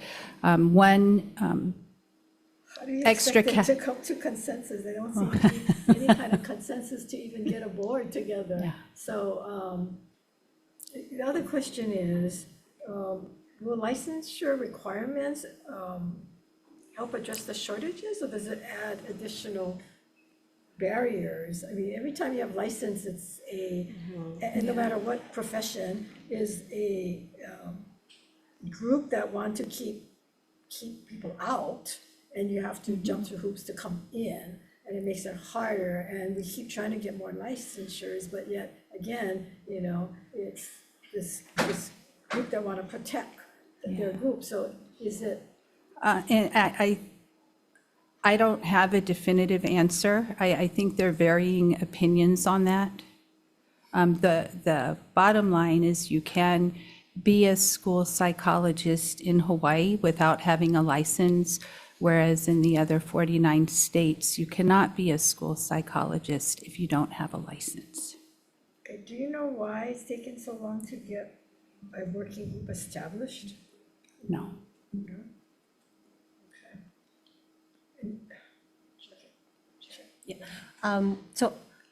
Do you think that this working group would help to fill the shortage? I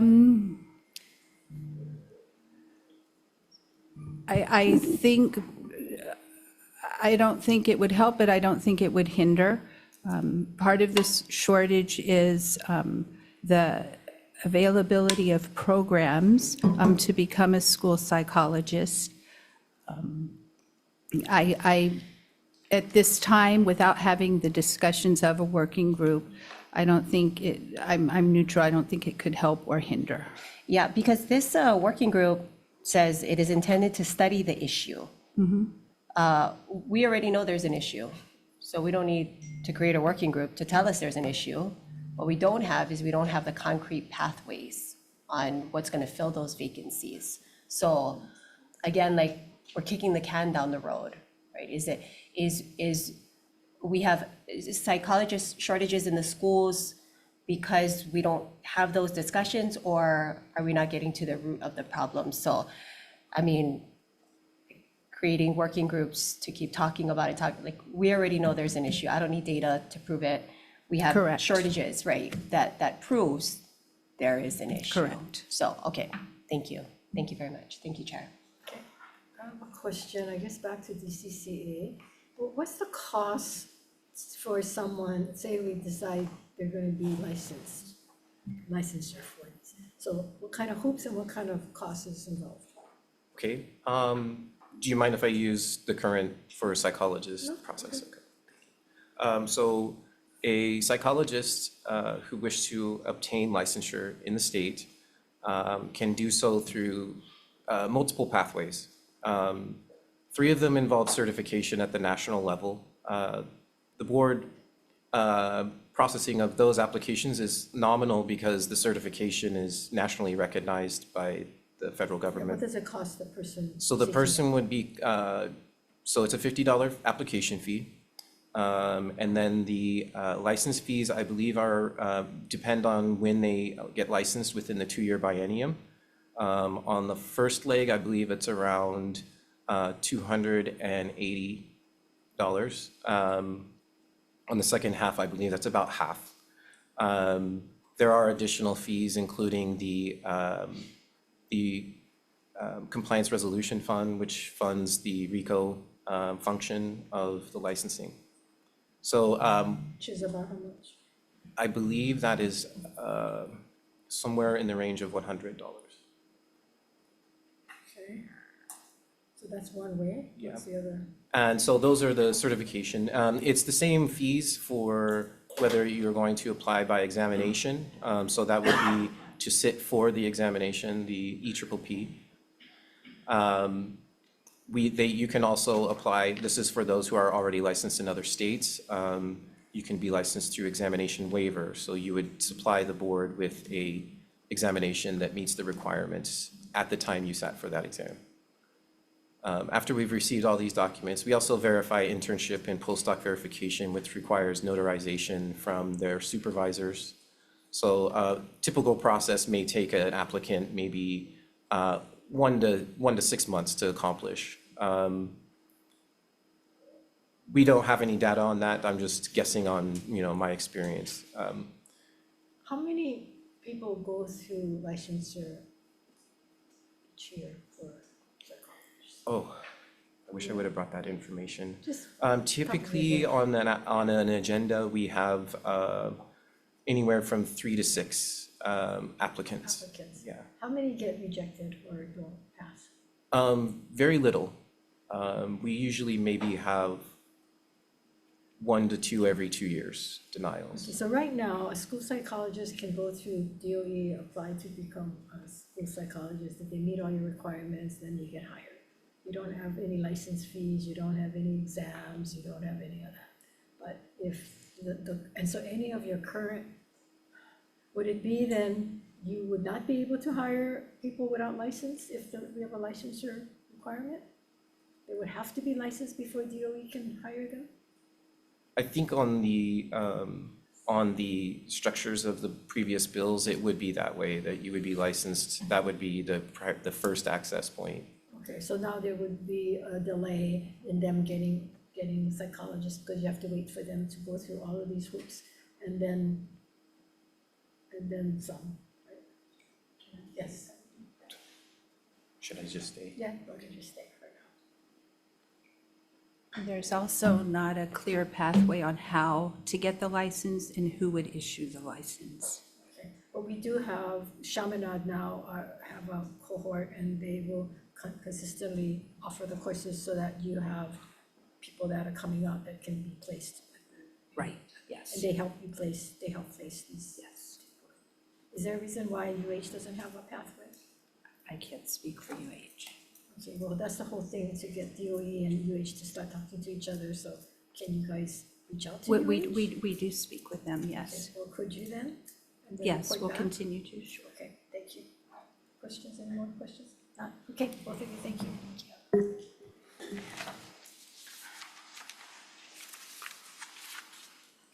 Okay, we are on House Bill 1893.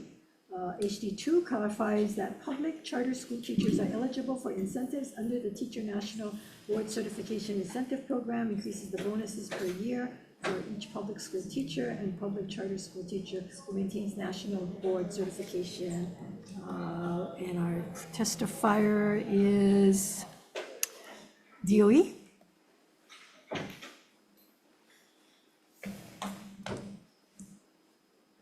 Good afternoon, Chair Kim, Vice Chair Kidani, members of the committee. Sean Bacon speaking on behalf of the department. We stand on our written testimony and support.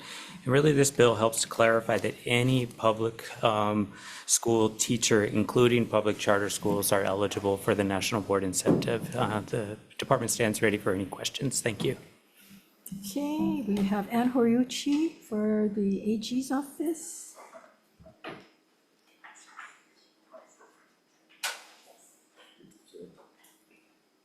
Good afternoon, Chair Kim, Vice Chair Kidani, members, and Horiuchi from the AG's office. The incentive program is set forth in HRS 302A-706, and the bill amends that statute to expressly provide that charter school teachers are eligible for the incentive program. But as we noted in our testimony, the DOE is not the employer of charter school teachers. The charter school teachers are employed by their respective charter schools. And so in our testimony, we've provided some revisions that we think will allow us to effectuate the bill's apparent intent and avoid any kind of implementation ambiguity. I'll be available for questions. Thank you. Okay, thank you.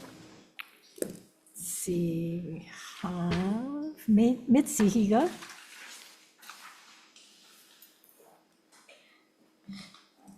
I'm Mitzi Higa, speaking on behalf of the Board of Hawaii Teacher Standards Board. We stand on our testimony in strong support because we do find that charter schools teachers, especially, we want to incentivize them to become national board certified teachers because we only have 6 currently at our charter schools, and we have about 300 at our DOE schools. So we want to incentivize this, so clarifying the language would help. And then we just support all our national board certified teachers, as we think it's a great incentive to help teachers stay, retain them, and keep them in the system. Thank you. Thank you. Wasatuli?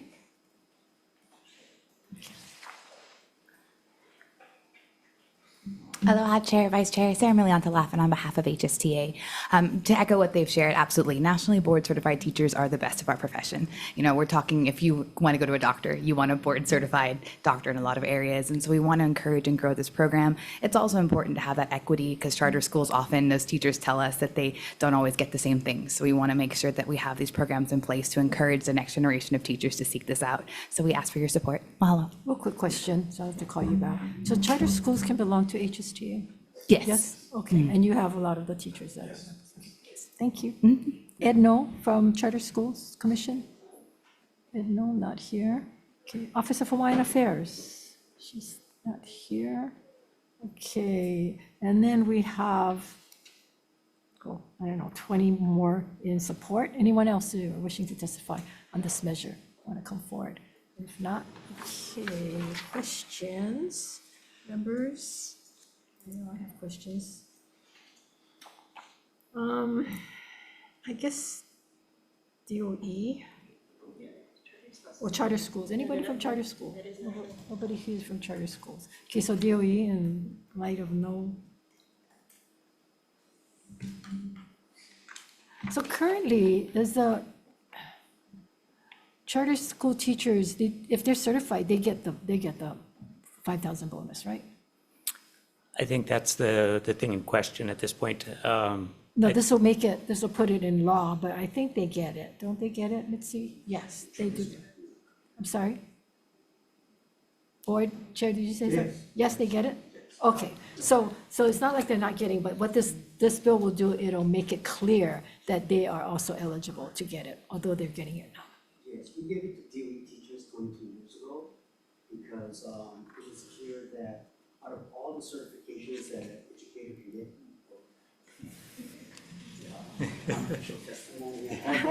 out of all the credentials that a educator can get, the national board certification is by far the most effective, more than a master's degree, for example. There's some studies that show if a child has a national board certified teacher for 3 years, consecutive years, they will actually gain a year in educational progress. So it's a very low cost investment to make. So I guess when I went to school, I lost. I went to school before you, so. We're in the minus. We're not in the plus. Okay. I think that's all the questions. Anybody else have questions? If not, thank you. Okay, moving right along. House Bill 2344, HG1, this establishes a temporary independent public school realignment and closure commission to develop and recommend a comprehensive package of school consolidations, realignments, and closures based on the federal base realignment and closure model. Requires an expedited approval process by the governor and legislature. We have DOE. Sean, is that you again? Oh, no, it's not. God, I thought I was gonna hit it. I got two Seans. I figured. I'd get it Sorry right. to ruin the Sean. The Sean show. The Sean show. Chair, Vice Chair, members of the committee, Elizabeth Higashi on behalf of the Department of Education. We just wanted to provide our comments and state that we are currently in the process of following our admin rules in regards to the consolidation of schools, looking at potentially using fall 2026 enrollment data in order to inform what potential schools could be studied and be recommended for potential closure in the upcoming year. One of the things that if this bill were to proceed, we do have some recommendations that we would like to make. One of them being that on the commission, we do feel it's important that somebody from the Department of Education be part of the commission in order to ensure that education and student outcomes remain a priority in those decisions, in addition to reevaluating the timeline. I think one of the things that we were concerned about is that depending on recommendations that come from the commission, it could evolve different timelines in order to ensure smooth transitions, not only of students, of vulnerable populations, but also ensuring that we address and take care of our personnel as well. Thank you. Okay, thank you.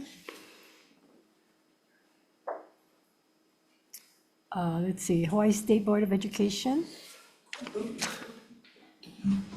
Once again, good afternoon, Senators. The board's testimony is that we believe that this is an issue that deserves continued discussion, but I would urge the committee, if you're going to send this bill out, to take a deep dive in terms of what's in the bill and what the Basis Realignment and Closures Commission did back in the late 80s. Because apparently, the motivation for this bill is the BRAC. And if you know this, by the way, that when the BRAC got stood up in the mid-'80s, the first one met in 1988. They met 5 times from 1988 to 2005 in that 17-year period. And during that time, they collectively closed 154 bases and realigned 207 bases. So it was a very effective commission because, as you know, the rationale of the commission was it would come up with a list of bases and Congress had to vote up or down. They couldn't cherry pick bases off of that list. And so it was so effective that the BRAC has not met since 2005. So for the past 21 years, the BRAC has never reconvened because it's gone back to the old way. The old way is it was done by politics. And so the makeup of this committee, I would again urge your committee to take a look at the makeup. Right now, the BRAC was a 9-member commission back in the day, nominated by the president and confirmed by the US Senate. And all the BRAC, the 5 BRAC commissions that were stood up had at least 4 or 5 retired generals that their command responsibility was overseeing facilities when they were in service. This approach conceivably could have 8 of the 9 members with no educational experience. And I think we all know the whole purpose of this exercise is to see what's in the best interest of students. That conceptually and in theory, a small school of 80 students may not have the capacity to deliver the kind of the breadth and depth of courses that we believe children should have. So, it's not necessarily a business decision, but primarily it's a educational decision. So you might want to take a look at the current language and decide whether or not this is something you want to amend the bill to reflect that the purpose is for better educational outcomes. Thank you. Keith Reagan. Good afternoon, Gordon Wood for Mr. Reagan. You have the department's written testimony offering comments in 2 areas. The bill would place this commission within DAGS, and we note that our statutory responsibilities focus on administrative and infrastructure support and don't encompass the educational considerations that are essential to the operations of this commission. And secondly, we are concerned that the current state of the bill doesn't provide a funding amount, and without funding and other support, if DAGS were to be involved, we would have to divert monies and resources from our statutory responsibilities. I'm available for any questions. Okay, thank you. Joy Bolasan. In opposition, Leland Brady. Comments for Aloha Independent Living, and Susan Piccolo Davis, individual in opposition. Anybody else here wishing to testify on this measure? Hearing none, we are in questions. Senator Decor. DOE? Thanks. Where are you folks at with your school consolidation plan? I believe that that was supposed to be ready for, I guess, distributed this year? So we did, Senator, we did do an update to the Board of Education because one of the things that we did in the past year was we did stakeholder engagement with all of our principals, and especially looking at what other school districts nationally are doing and how they're handling their consolidation processes. In addition, we did meet with leaders and principals of previous schools that were consolidated. And so one of the things that we wanted to do was not only get feedback on our approach and our methodology, but in addition to a timeline that would allow us to not only bring in the data, but give opportunity for stakeholder feedback. Because one of the things that we learned in our methodology that it was a very quantitative approach. And one of the things that we received feedback in is that they wanted to see a lot more community engagement and opportunities for not only school stakeholders that once a school was identified, but when the study was done, for their voice to be brought in as community members throughout the process. So we did look back at amending our approach, and we reported to the board this past fall, and we have made the agreement that we would look at enrollment data for this upcoming fall, 2026, in order to make the determination on which schools that we would identify to be further studied, looking at initiating studies and studying them, looking to make recommendations the following spring. Okay, so your folks' report is going to be ready by the springtime of this year or fall? We are looking at identifying the schools to be studied and potentially having the data ready in the fall and having the list and initiating the studies in the spring. So around this time next year, we would be in the study component, looking to hopefully by the end of the school year have the study completed. Okay, because this bill, as it's written, it kind of like is like it's an all or nothing kind of a thing, right? So it doesn't give the legislature an opportunity to make amendments or anything like that. It's just take it or leave it kind of a thing. That's what I think, because this bill is modeled off the BRAC, which is a little bit different from our approach that the department, we shared with the Board of Education that we would like to take. Sorry, I think I am causing confusion perhaps.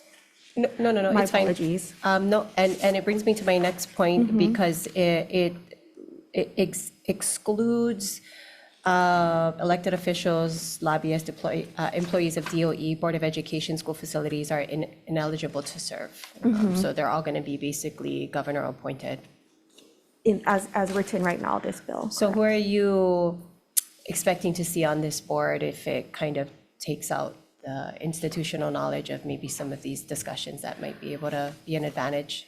I think that's a really great question. I think that's one of the reasons in our amendments, we wanted to remove that exclusionary factor of a department employee. In previous committees, we said we felt it was really important for school personnel, especially K-12 administrator, to be part of the commission, because when you talk about programs and you talk about decisions and master scheduling and other things around educational outcomes, we feel that people in those roles have the experience and able to interpret data and provide that feedback. One of the things that when I did stakeholder feedback with principals was there's so many factors that need to come into play into the study. Principals who attendance, how does that, when you close the school, what is that going to mean for the community when now families have to drive? And there's so much insight that they know at the school level, and we just felt that's why if you were to proceed with this bill, we would like to see that exclusion be removed. Yeah, and I think that that's the concern that I see is who are you expecting to see at this table if you don't have the institutional knowledge and the data and the history and that kind of stuff. So that was my question. Thank you, Chair.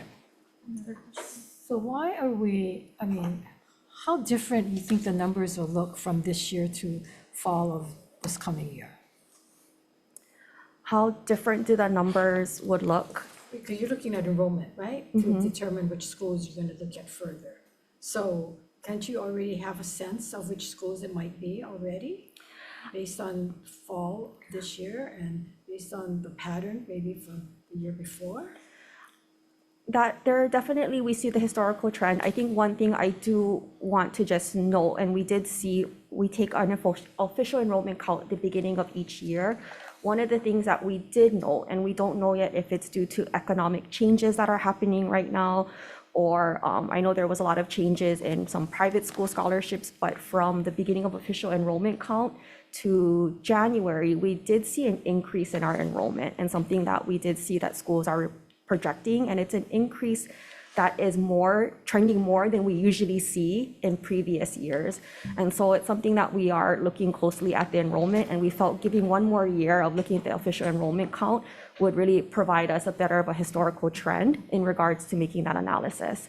And I think one of the other things that we wanted to take into account too, and I just want to be transparent on some of the challenges we see, is that with a lot of development that's happening in some areas and movement, our enrollment not only is declining, but it's been shifting in patterns that I think we are analyzing, and we felt one more data point would allow us to give us the sufficient evidence in order to proceed further.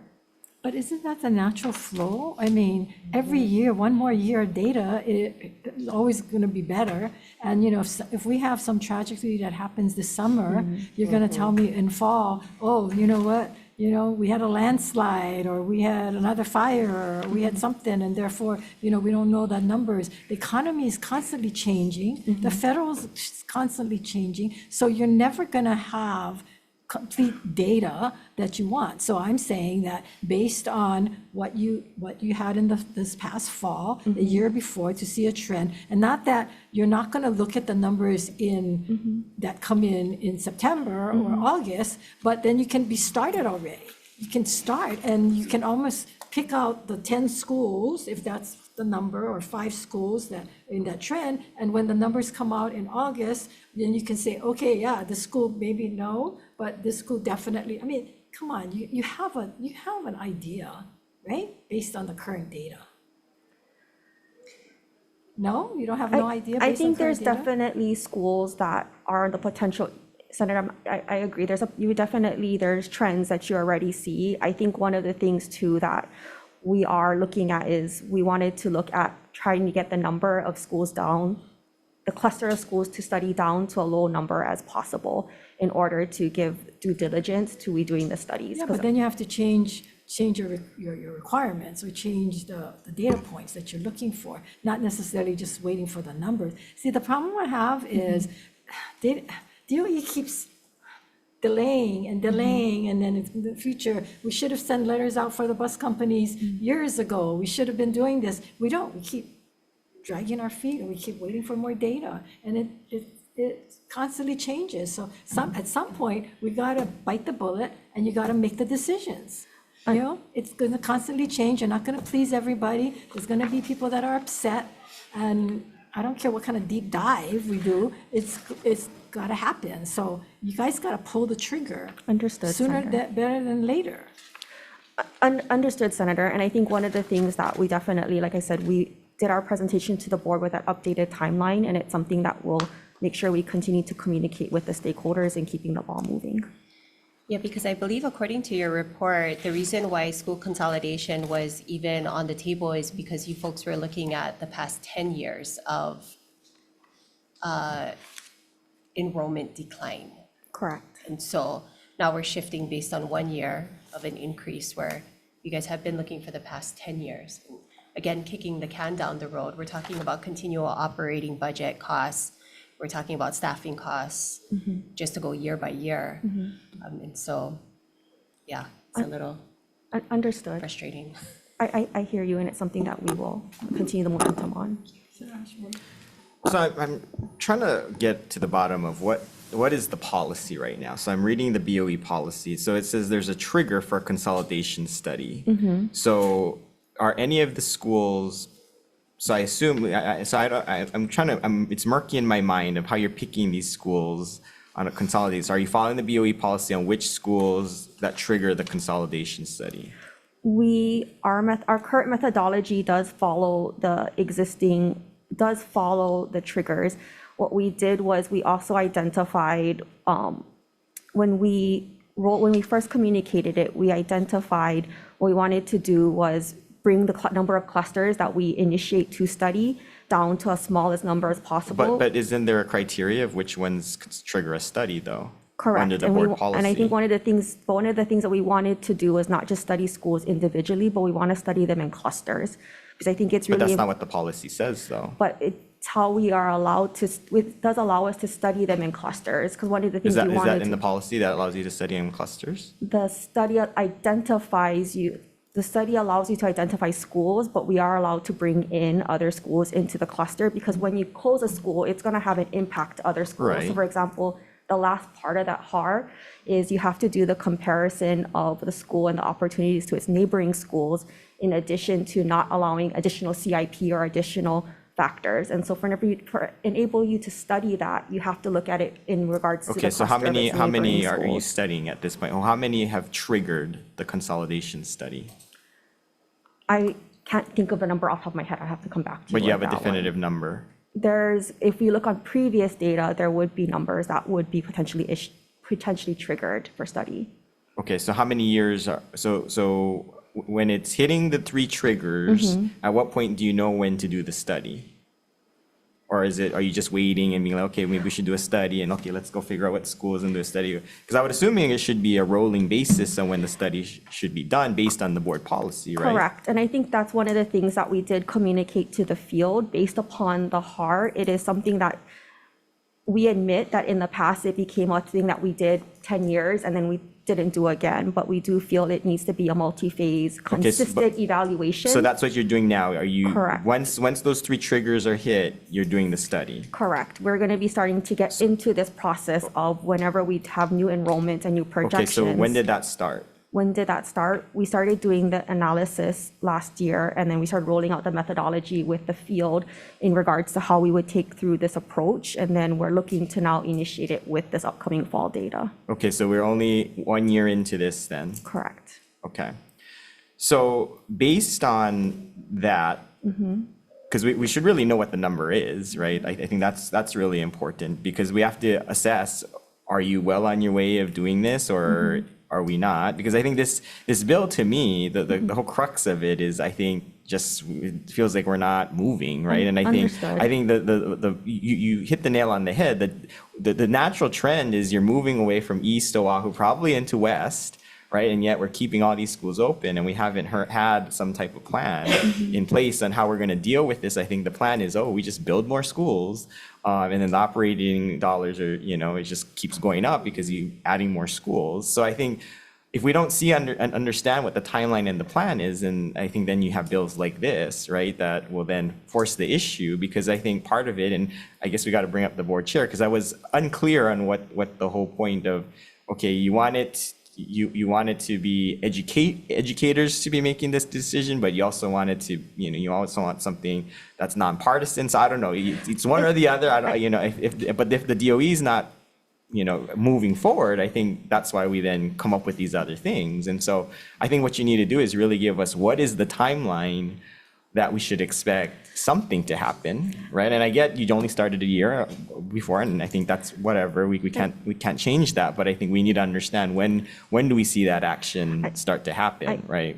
And that's, Senator, very fair. I don't disagree with all of your comments. I think those are very fair. And maybe for me to clarify, one of the things that we have reported to the board, and after we did our stakeholder engagement, and I do want to note, and I think one of the things in this past year that we did take our time with, but because we haven't done this in 10 years, it was a very emotional process, in the sense that people have very strong connections to their school. And there were a lot of questions around what that process would look like and what do the admin rules mean for many of our school communities. We did share with the board that we are committed to doing our enrollment analysis this fall, releasing a list of schools that would be studied, and then identifying the studies, looking by the end of the year to potentially have the recommendation from the department to the board for action on those schools that are being studied for potential closure or not, depending on what the study came about. But one of the things that we did spend a lot of time with is, one, what are the different data points that we felt were important and things that we needed to make sure were part of the study component, but also, like I said, not only finding that balance between the quantitative data points that need to come in, but the qualitative and what those stakeholder engagements beyond hearings would look like throughout that process. So what's your role in all of this? I have been leading in regards to determining our approach, methodology, and I'll be facilitating and rolling out the process for our consolidation. So I've been working and running all of our meetings, stakeholder engagement. And what area on the governance list are you? Where are you? Sorry, I'm the Assistant Superintendent for the Office of Strategy, Information, and Performance. And when you say we, who's we when you're talking about deciding you're going to use this list or this, or who's we? People within the department, so people within existing employees within my team, depending on the data that we will be utilizing. So for example, when it comes to personnel, I work closely with A.S. Bacon and his team in addition to facilities and other individuals. So at the end of the day, who makes the final decision on these things? The methodology. Yeah. The decision to wait for fall to get list, to the enrollment, who finally, the final decision? The final decision, that made the final decision, we did bring it, we came together as agreement with the executive and we presented it to the Board of Education. And they decided? We discussed it. You just informed them? Informed them. So, but you made that decision, who made the final decision to take that final thing to the board? It was me, it would be me with the support of superintendent. Okay, and one of the things you said was that, well, you guys found that you haven't done this for 10 years and that it's so emotional, but you knew that already, right? You know it'd be emotional. You know that people are tied to their schools. Correct. Especially here in Hawaii. Of course. So again, it's like, what factors make you not act quicker? Because you know what, you have a bill like this now, so if we pass this bill, we're gonna put it in DOE. I'm not sure what that's gonna do to your planning, but every time you guys aren't proactive and in front of the ball, then the ball comes and it's gonna be thrown in your court, and then you have to deal with it. Understood. So it's like, these are the messages that are being sent, like, you know, it's not acceptable, so some of the delays that is going on when it's so crucial. The dollars are so crucial, the budget is crucial, everything. And DOE seems to just keep growing and growing and growing, and there's no end to it. I don't know what we're gonna do at some point. You guys talk about those things when you folks strategize and decide to weigh? You guys consider all of this?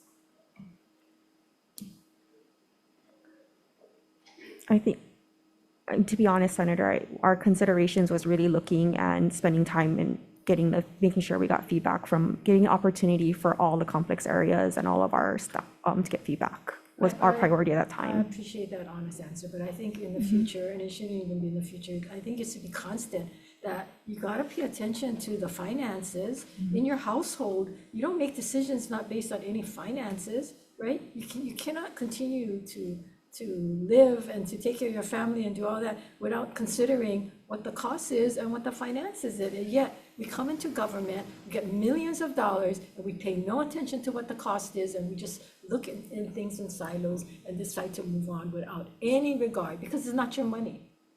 It's not your money. And that has to change, that attitude has to change.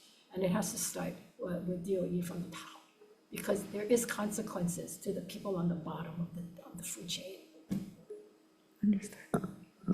So what are the triggering factors that would merit a school consolidation? So according to our HART, it's 1/3 or more of the square footage in existing facilities require replacement or improvement to meet prescribed standards. 1/3 or more available classrooms are in excess of the teaching station and educational program, or enrollment decline and staff reductions have or will reduce the capability of the school to provide the range of educational opportunities offered at adjoining schools with larger enrollments, provided preliminary data indicate that adjoining schools can accommodate any relocated students without substantial capital improvement expenditures for additional facilities. So those are the 3 criteria. Okay, and so you had mentioned that you had given a presentation to the board. Yes. Within that presentation, did you have suggested schools that might need to be considered? At that Consolidation? time. At that time? At that time, we did not, we provide that. Prior to then, did you have? Prior to then, no. Okay. Because I think to include a piece, and I want to be very sensitive to the people that are very attached to their schools. I'm not sure how important putting the emotional piece in there in swaying that decision-making and how much it is actually costing taxpayers. So, yeah. Thank you, Chair. So is there a list now? At that time and prior to that, you did not, but is there a list now of possible school closures? At this time, I do not have a list. But you have. I have the data that if I needed to, I could look at it and pull one. Okay. Anything else? Thank you. Thank you.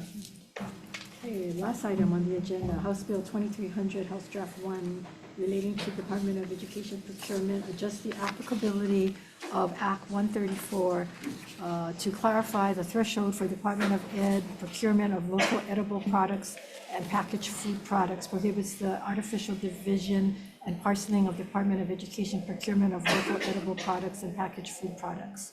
And justifying on this is DOE.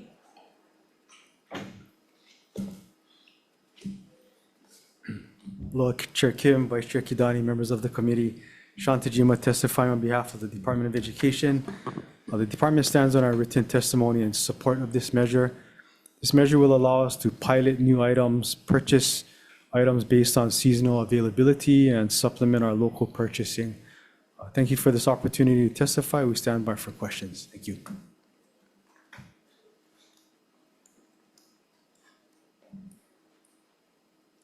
Okay, we have Bonnie.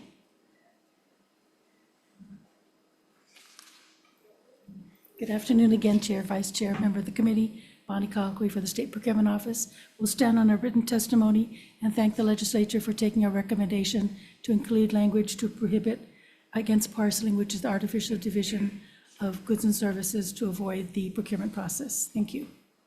Thank you.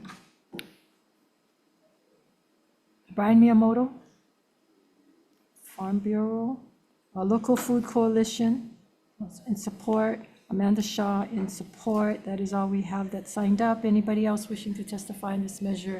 Hearing none. Questions for the Department of Education? Well, let me start with Bonnie first. That's simple. So Bonnie, besides the parceling, is there anything else in this that concerns you at all on this measure? Originally, we were concerned about the way the wording was, because it said except for provisions in 103D 305, but I think that with this language against the parceling, that we would be okay with it. Okay, thank you. Okay, DOE.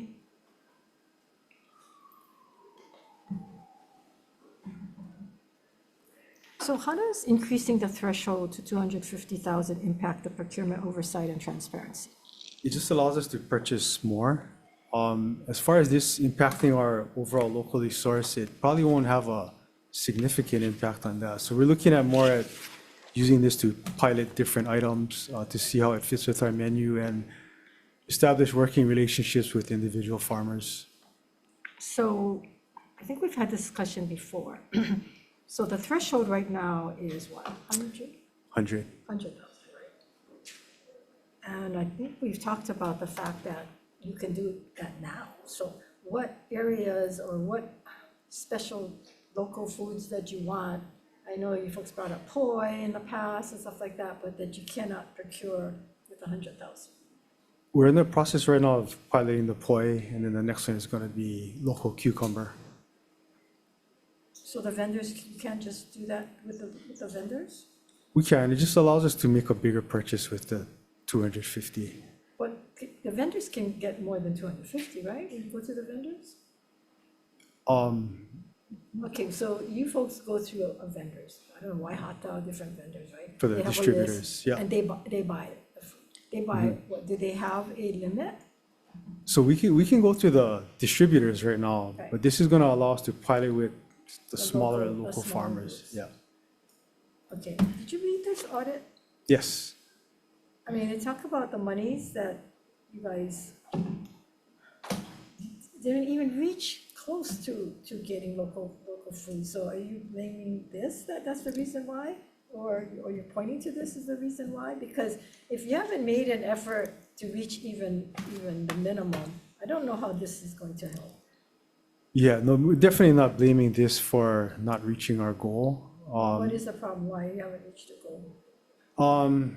So there's many things, and thinking maybe we can schedule a separate meeting to talk about the audit, but I think the biggest issue would be, so we do have a plan in place to improve our locally sourced food on our menu.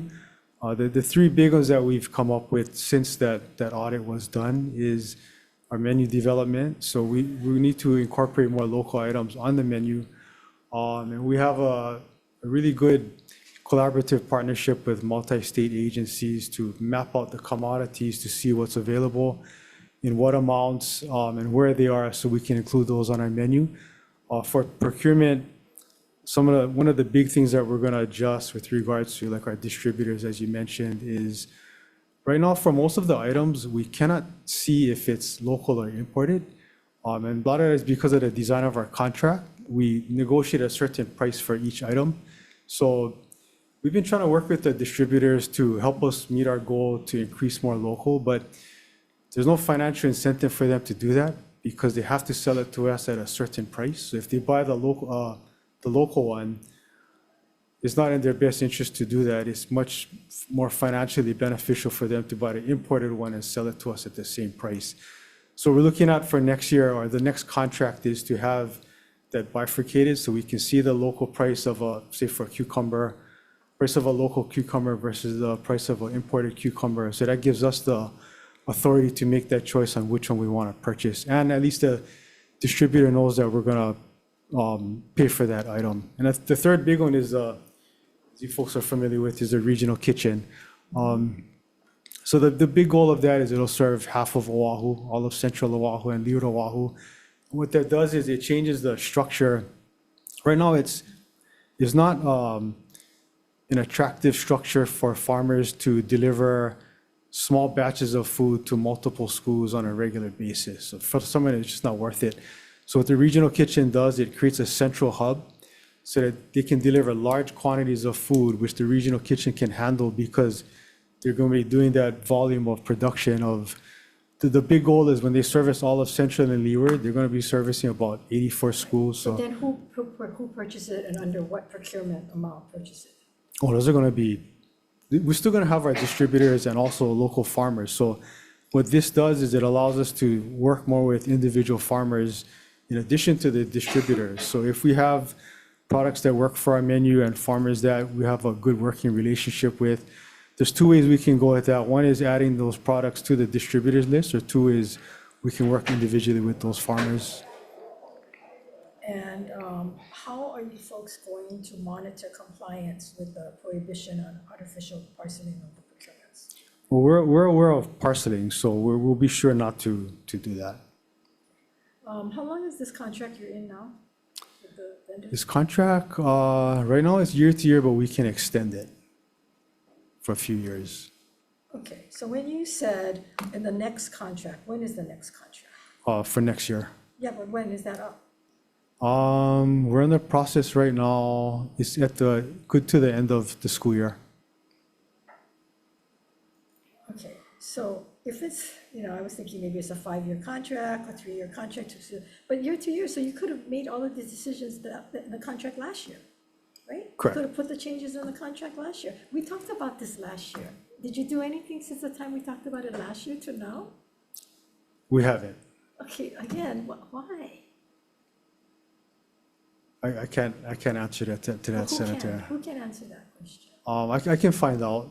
What you mean you can find out? It's not with you then? It's with who? The superintendent? It Or was somebody with, above you? Who? well, it was with me, but I've been in this position for 7 months now, so I can check on when it was brought up and why it was not acted on earlier. Okay, you can understand our frustration. Yes. Every year we come here, we have these bills, we defer the bills or whatever. We bring up the same issues, I recall the same thing, and then we come back again, it's the same thing, and then you guys wonder why we get upset and we start questioning and grilling because the same thing over and over again. Very frustrating for us on this end. I know it's frustrating for you guys to hear from us, but you know what, this is gonna continue. Because, you know, audit after audit, the same kinds of responses we get from the auditor about DOE, not being able to give the numbers, not being able to show what the plan was. They don't have any method of doing this. It's the same thing. We've seen it in the driver's license, driver's education. We've seen it in the heat abatement. We're seeing it in this audit, you know. We have the Medicaid. I mean, I can keep naming it. Question. Go ahead. So Sean, recently we started construction of the regional kitchen in Wahiawa. Yes. So how is that going to impact how DOE grows or has contracts with farmers to grow the products that we need that will be delivered to this regional kitchen on a regular basis, which will probably answer some of, you know, Senator Kim's concerns, that we have contracts in place with local farmers that we know we're going to get on a timely basis. You know, of course, storms or whatever, you know, can happen, but that was part of doing the regional kitchen to cut costs and make sure we were giving our students good products. Yes, it's going to make a big impact on our locally sourced food because it's going to be a central hub to receive large quantities of food.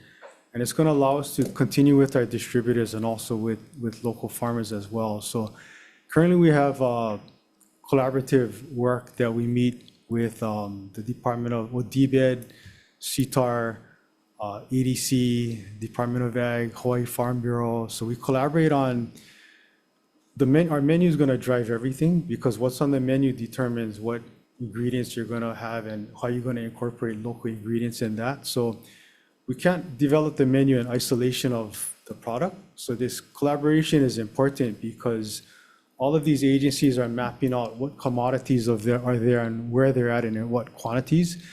At the same time, we also share our menu with the farmers so that they see what the expectation and what the need is so they can scale up their product to be able to supply the kitchen. So there can be a scale up even without the regional kitchen, but the regional kitchen will allow us to scale up a lot faster just because of the volume that can be delivered to that facility. So has those conversations already started to take place? Yes. Being that I'm assuming the facility will be ready by next year. So the facility will open fall of 2027. Well, it'll open in June of 2027, but start servicing Lelehua complex in fall of 2027. So the conversations have already started. Thank you. And we have a plan to, kind of going off on tangent, but our plan to roll it out is when it opens in fall of 2027, we're going to start with 4 schools in Lelehua complex just to get operations going. And then every quarter, we're going to expand 5 schools. So by the end of the first year, we'll be servicing all of Lelehua, Mililani, Wailua. The second year, we're going to expand to Aiea, Maunalua, Radford. The third year will be into Leeward District, so Pearl City, Waipahu, Nanakuli, Waianae. And then the last year will be Campbell, Kapolei. So in 4 years, we're going to be servicing all of Central and Leeward, Oahu. Okay, one quick question. So that's all fine and well, but you know, in the meantime, you guys just kicking the ball because you know that the kitchens are gonna open before scaling up? Because again, we brought this up last year, so I hope you guys are just not waiting for the regional kitchens because the clock is ticking and the money is going out the door. Senator. Are you intending, do you believe that this bill is intended to help you folks meet your 30% local food goal? I think the bill is not, it's intended to help, but not directly because 250,000 is not a huge part of 30% by 2030. So it's more, it'll help, but it's more of it allows us to pilot bigger quantities to try things out, to see how it fits with our menu and just establish our relationships with the farmers. But then I also believe that that 30% goal is intended to help the local farmers as well. So increasing the threshold to 250,000 might kind of squeeze the little guy out, have the big distributors come in. So it's kind of getting away from helping the local farmers. We can still do smaller amounts too. How often do you see? Yeah. Yeah, it's tricky because a lot of it is availability, and it's like, it's just not an attractive offer for farmers to have to deliver like one case here and one case there. So some of it is depending on they might have sporadic supply, and this might allow us to pilot with some of those supplies as well. How often do you see, if this bill passes, the 250,000, how many times do you think you'll have to issue that? Is it a real barrier? I'm not sure. I can get back to you on that. I don't know what we anticipate for that. Okay, thank you. Thank you, Sean. Thank you, Chair. Okay, thank you. Thank you. And thank you for reminding us that we need to schedule a briefing on this audit. Yes. So we can talk more about what's in the audit. Sounds good. Thank you. Thank you. Members, decision-making, I am going to recommend to defer all the measures on the agenda for decision-making till Monday. Number of them requires a lot of amendments, so I don't want to go and piecemeal it at this point, and really thinking about, how this works in relationship to some of the other bills that we passed. So it will give us some time to work on it. And if you have any concerns or issues, you can bring it up, and then we can incorporate that into the decision-making. Okay, so with that, all measures will be deferred until our agenda on Monday. We'll probably do like a 1:10 agenda, something like that, after the joint hearings and all of the hearings. Okay, with that, we are adjourned. Room number 229 here in this room. Anything else I'm missing? No.